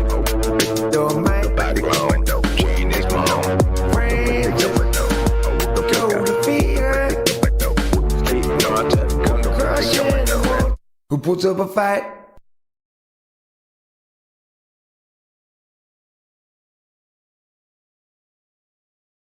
He's Gregory in disguise. He hates the lies, wants to confront the men, always telling them. But every time he tries, they only run and hide. Again he is denied chance to yell at them. So now he's Gregory in disguise, hands in his pockets. Now he's walking down the drive, averts his eyes. He doesn't want you guys to realize that he's Gregory in disguise, hands in his pockets. Now he's walking down the drive, averts his eyes. He doesn't want you guys to realize that bridge brings a new approach. Sneakily, he'll try to encroach up on the guilty. Then he'll finally get his chance to yell at them. He's Gregory in disguise, hands in his pockets. Now he's walking down the drive, averts his eyes. He doesn't want you guys to realize he's Gregory in disguise, hands in his pockets. Now he's walking down the drive, averts his eyes. He doesn't want you guys to realize that He's Gregory in disguise. He hates the lies, wants to confront the men, always telling them. But every time he tries, they only run and hide. Again he is denied chance to yell at them. he's Gregory in disguise, hands in his pockets. Now he's walking down the drive, averts his eyes. He doesn't want you guys to realize he's Gregory in disguise, hands in his pockets. Now he's walking down the drive, averts his eyes. He doesn't want you guys to realize he's Gregory in disguise, hands in his pockets. Now he's walking down the drive, averts his eyes. He doesn't want you guys to realize he's Gregory in disguise, hands in his pockets. Now he's walking down the drive. He's Gregory.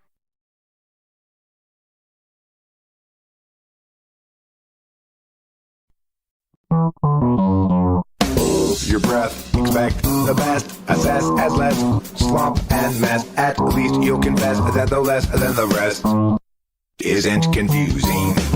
Liz Pitt bet the rest were musing, but Liz Pitt didn't have any confusion. She rolled over them October to June, then took off for the summer. The various plans all about various deeds underway. Wary of every doubt, cause it's scary, but that's about all you can say. The various plans all about various deeds underway. Wary of every doubt, cause it's scary, but that's about all you can say. Now in fall, whispers began to carry in the hall that Lisbeth's urgency compelled them all to hide away from her inside a bathroom stall. She's berating, always making her point. Started hating, always feeling annoyed. Bullying now her way through you. It means she likes you too. The various plans all about various deeds underway. Wary of every doubt, cause it's scary, but that's about all you can say. The various plans all about various deeds underway. Wary of every doubt, cause it's scary, but that's about all you can say. The various plans all about various deeds underway. Wary of every doubt, cause it's scary, but that's about all you can say. The various plans all about various deeds underway.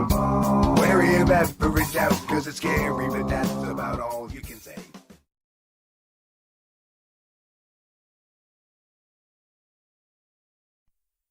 It's a very cloudy day in Los Angeles. And today we run out of time. Struggles past, troubles still to come. The day is nearly done. Could someone buy us some more time?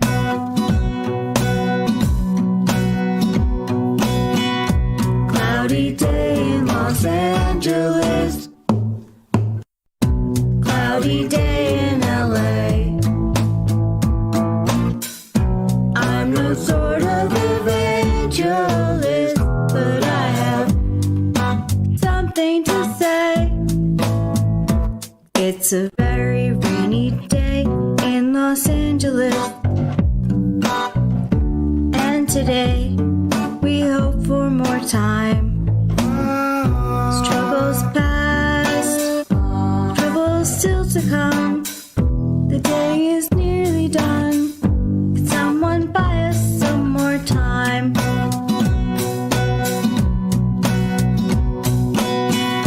Cloudy day in Los Angeles. Cloudy day in LA. I'm no sort of evangelist, but I have something to say.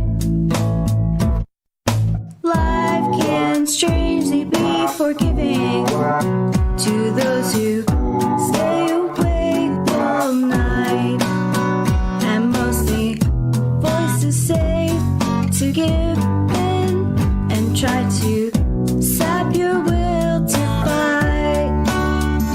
Whether I'm supposed to be here or just be soon forgotten noise, it's sort of based on what I see here and also on what I avoid.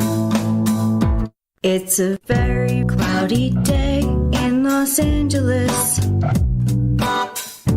and today we run out of time. Struggles past, troubles still to come. The day is nearly done. Someone buy us some more time.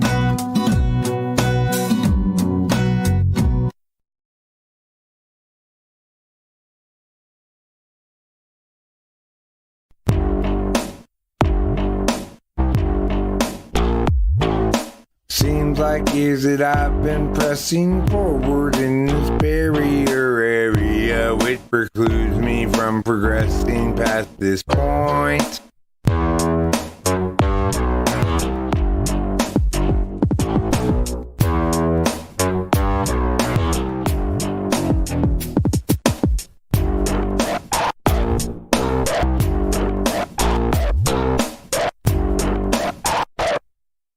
Every time I step on that, I learn just as little I know about what.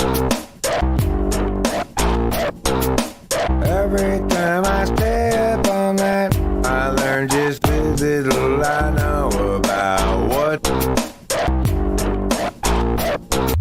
Seems like years that I've been pressing forward in this barrier area, which precludes me from progressing past this point. Wherefore art thou, Borneo? And wherefore were you Guam? What for did you get thorny though? Did you have another fight with mom? When so forth cometh that, and whosoever is that on its fact. Every time I step on that, I learn just as little I know about what paranormal stuff. Every time I step on that, I learn just as little I know about what paranormal stuff. Every time I step on that, I learn just as little I know about paranormal stuff.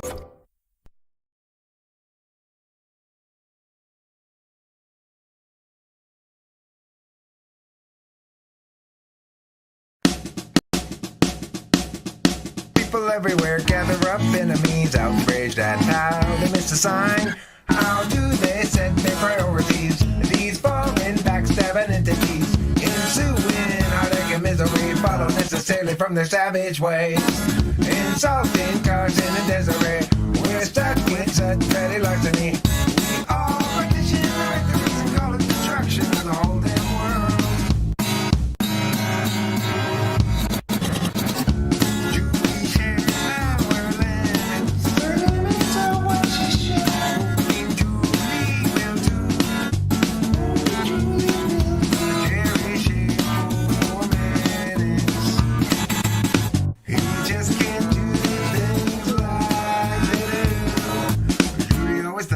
She should have got to when she had the chance to buy. Julie soon forgot about soon and not although she have a call. People everywhere gather up, enemies outraged at how you miss a sign. How do they set their priorities? These foreign backstabbing entities, ensuing heartache and misery follow necessarily from their savage ways. Insulting Carson and Desiree, we're stuck in such petty larceny. We all partition our victories and call it destruction of the whole damn world.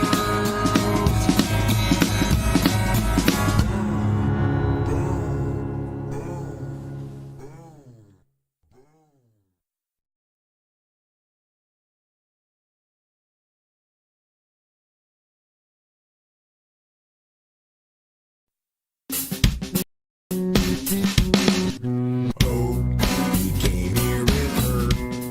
And what's the big problem that you can't endure? You seem so sure it's not appropriate blaming. You blame things on Scott. Despite getting caught, he's got you refraining for him, straining for him, going to the gym, make yourself good enough again.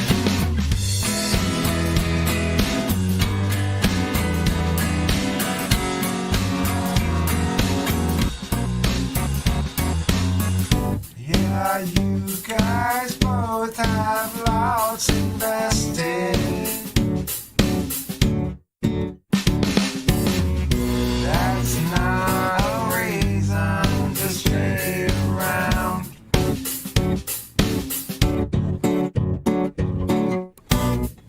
Through the years, you've both been tested.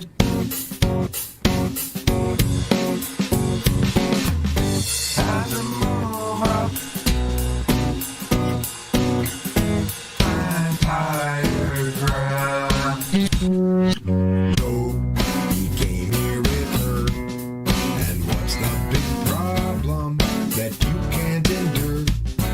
You seem so sure it's not appropriate blaming. To blame things on Scott. Despite getting caught, he's got you refraining for him, straining for him, going to the gym, make yourself good enough again.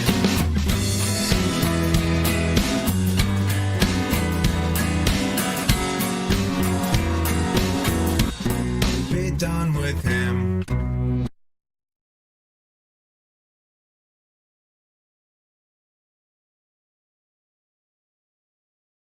Once upon a time, a long time ago, I was a little kid walking out in the snow, except there wasn't no snow here in Southern California, too warm for snow, but I don't want to bore you with the weather, whether or not you find it clever or boring or love it a lot, think it a pleasure or poor or lacking a plot, it's cold, it's a chore, no, it's more, it hits super hot regardless, let's not get too up and caught and laying out just exactly what is not, cause land's not falling out of the cop. Back to the story, back to the top. Once upon a time, a long time ago, I was walking all around when time was slow, except I wasn't really walking cause I rode my bike, and if I wasn't doing that, then in a car ride, where I stay inside, apply myself to scry magic scissors, cause my god was a wizard. Fighters were lame, wizardly spells put fighters to shame. Let's not mistakes make the same again, Jane. I swerved out of my lane again, Jane, like the time I fell off the cop. Back to the top. Once upon a time, a long time ago, when middle school loomed there before my toe, and nobody knew then what now they know. Isolated in the time below, blocked all the flow of intuition. Good joke, for your Jill, shut down to destructive bill, or that marks, tuck everything down. Regardless, I just thought that I'd go ahead and return to the plot. The foregoing I've decided is not as relevant as it seems. Even so, afforded to its team. Say the time frame ought contextualize things a lot, like a context spot. The pig. Once upon a time, a long time ago, I was a little kid walking out in the snow, except there wasn't no snow here in Southern California, too warm for snow, but I don't want to bore you with the weather, whether or not you find it clever or boring or love it a lot, think it a pleasure or poor or lacking a plot, it's cold, it's a chore, no, it's more, it hits super hot regardless, let's not get too up and caught and laying out just exactly what is not, cause land's not falling out of the cop. Back to the story, back to the top.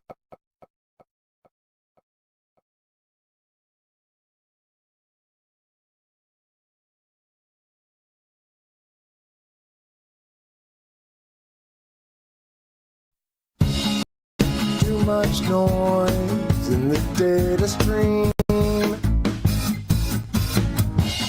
Loud enough to disrupt everybody's dreams.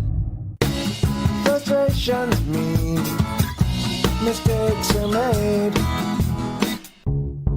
until it seems everybody's throwing shade. I won't be just another casualty of other people's well-intentioned rules. I used to think that from tomorrow there'd be time for yesterday. It's not the sort of thing that one can borrow.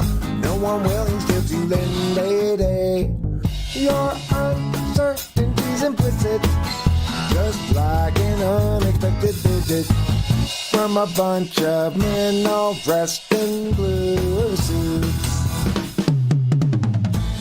I won't be just another casualty of other people's well-intentioned rules.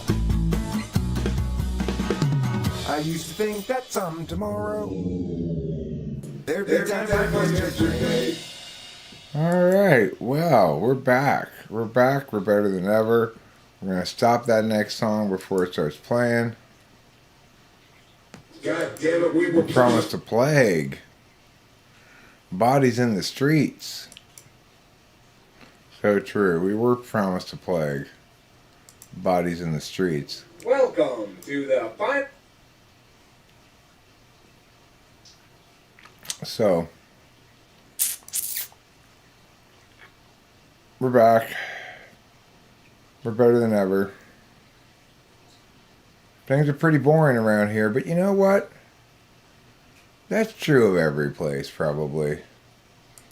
It's not always exciting, but it's always not someplace else. That's the advantage that being here has. You're not someplace else. You can guarantee yourself that. Oh my glory, kitty, so wonderful and true.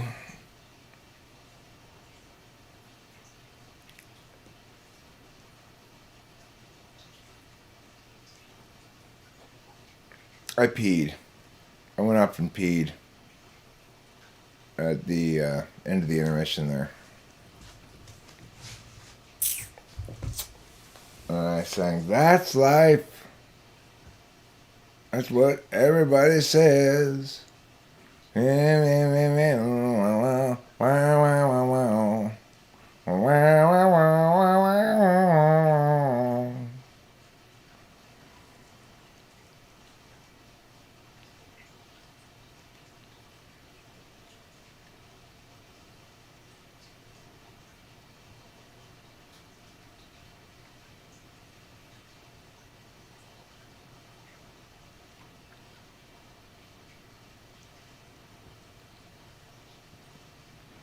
Yeah, Jesus is so important that he can get by with just one turntable and no microphone.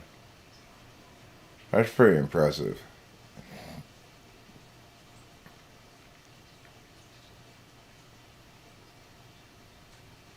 Pretty impressive. But I'll tell you who's not very impressive tonight, and that's Eric. Eric's not full of verve or vigor, apparently. I'm not sure why. He should be. Oh, beauty kitty. Oh, so wonderful and true.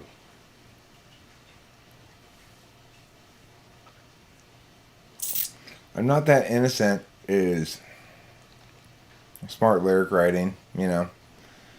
If you want to hit with an audience of avid music consumers. I think the other example of good lyric writing that I talked about the other day was Beach Bunny's song, "Good Girls Don't Get Used." That's good lyric writing. Smart lyrics. Oh, baby, baby, how was I supposed to know? Show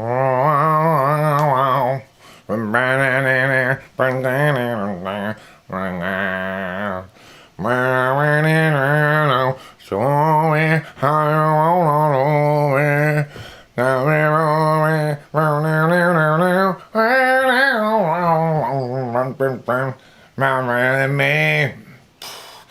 but still believe, still believe. Bum bum bum ba na ba na na na na. It's a good song. I'm not that innocent. I am that innocent.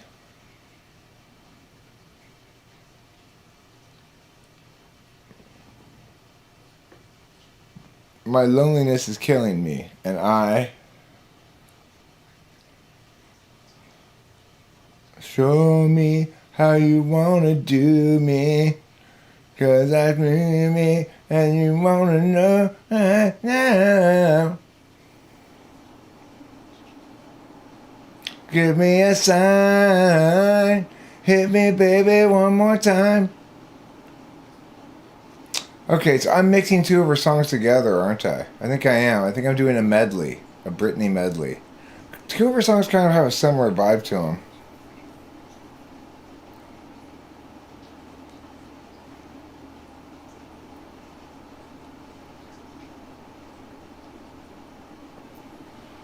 I'm not that elephant, is what you thought the words were as a 5-year-old? That's funny.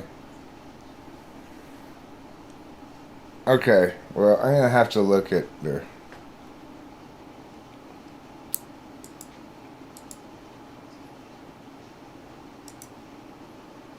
I have to look up and see how complicated it is to play. I have played before Die Young by Kesha.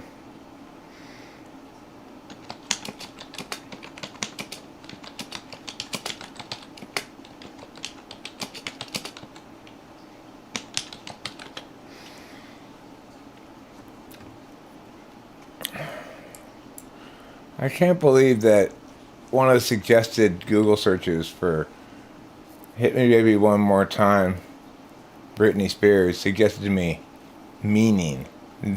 What is the meaning of? Who's gonna search that, you know? What's the meaning of Hit Me Baby One More Time? It's a pro-domestic violence song. I want to see if I can play Hit Me Baby one more time. Oh baby, baby, how was I supposed to know that something wasn't right here? Oh baby, baby, I shouldn't have let you go. And now you're out of sight, just show me how you want it to be. Tell me, baby, 'cause I need to know. My loneliness is killing me. I must confess, I still believe, when I'm not with you, I lose my mind. Give me a sign. Hit me, baby, one more time. It's actually a rather complicated chord progression, surprisingly.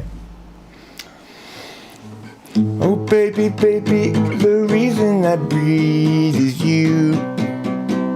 And boy, you've got me flying. Oh pretty baby, there's nothing that I wouldn't do.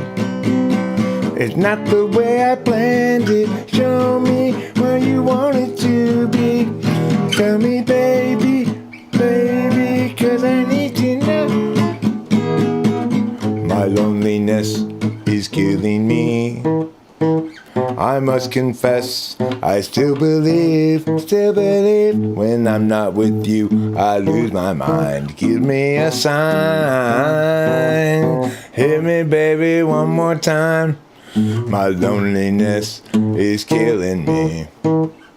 I must confess, I still believe, when I'm not with you, I lose my mind. Give me a sign. Hit me, baby, one more time. That's a pretty well-written song, you know? That's quite a well-written song. Now, that one's different than I'm Not That Innocent. So let's look up that one. I'm not that innocent.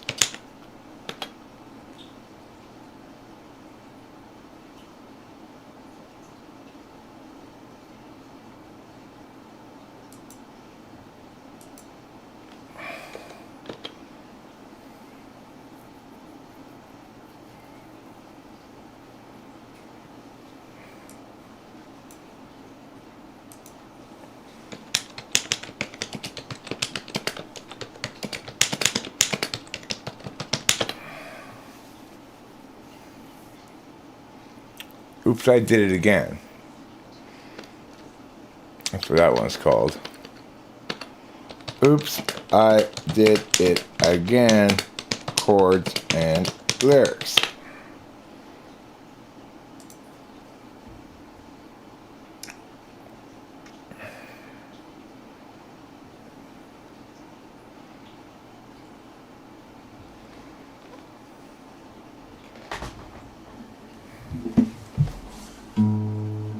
I think I did it again. I made you believe we're more than just friends. Oh baby, baby, it might seem like a crush, but it doesn't mean that. 'Cause it senses and it's just so. I did it again. I played with your heart, got lost in the game. Oh baby, baby, oops, you think I'm in love. I'm sent from above. I'm not that innocent. You think I'm so innocent, don't you? You see, my problem is this. I'm dreaming away, wishing that heroes would truly exist. I cry watching the days. Can't see I'm a fool so many ways. Got to lose all my senses. That is just so typically me.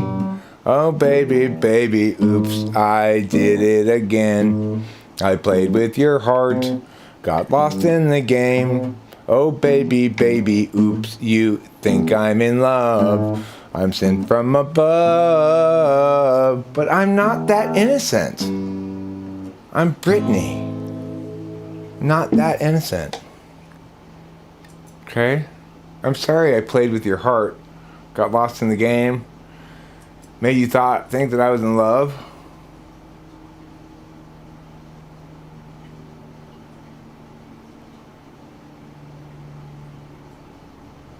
No, Cash is not awful. Die Young's great. Oh my God, you guys. You guys and your anti-Kesha bias is going to drive me crazy.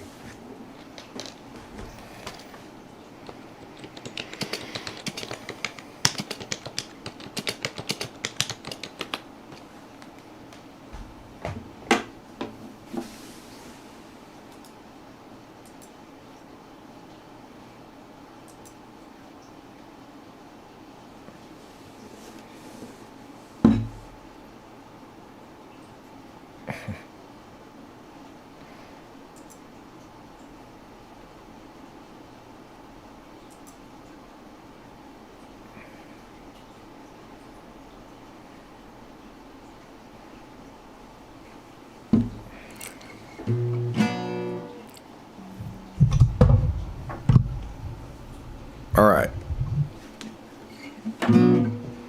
I hear your heart beat to the beat of the drums. Oh, what a shame that you came here with someone. So while you're here in my arms, let's make the most of the night, 'cause we're gonna die young.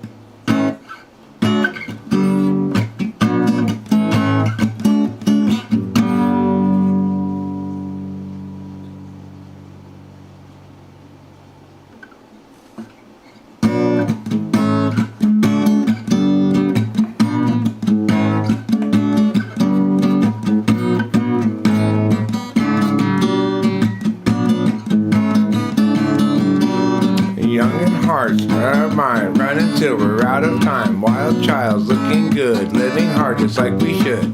Don't care who's watching when we're tearing it up. That magic we got, nobody can touch.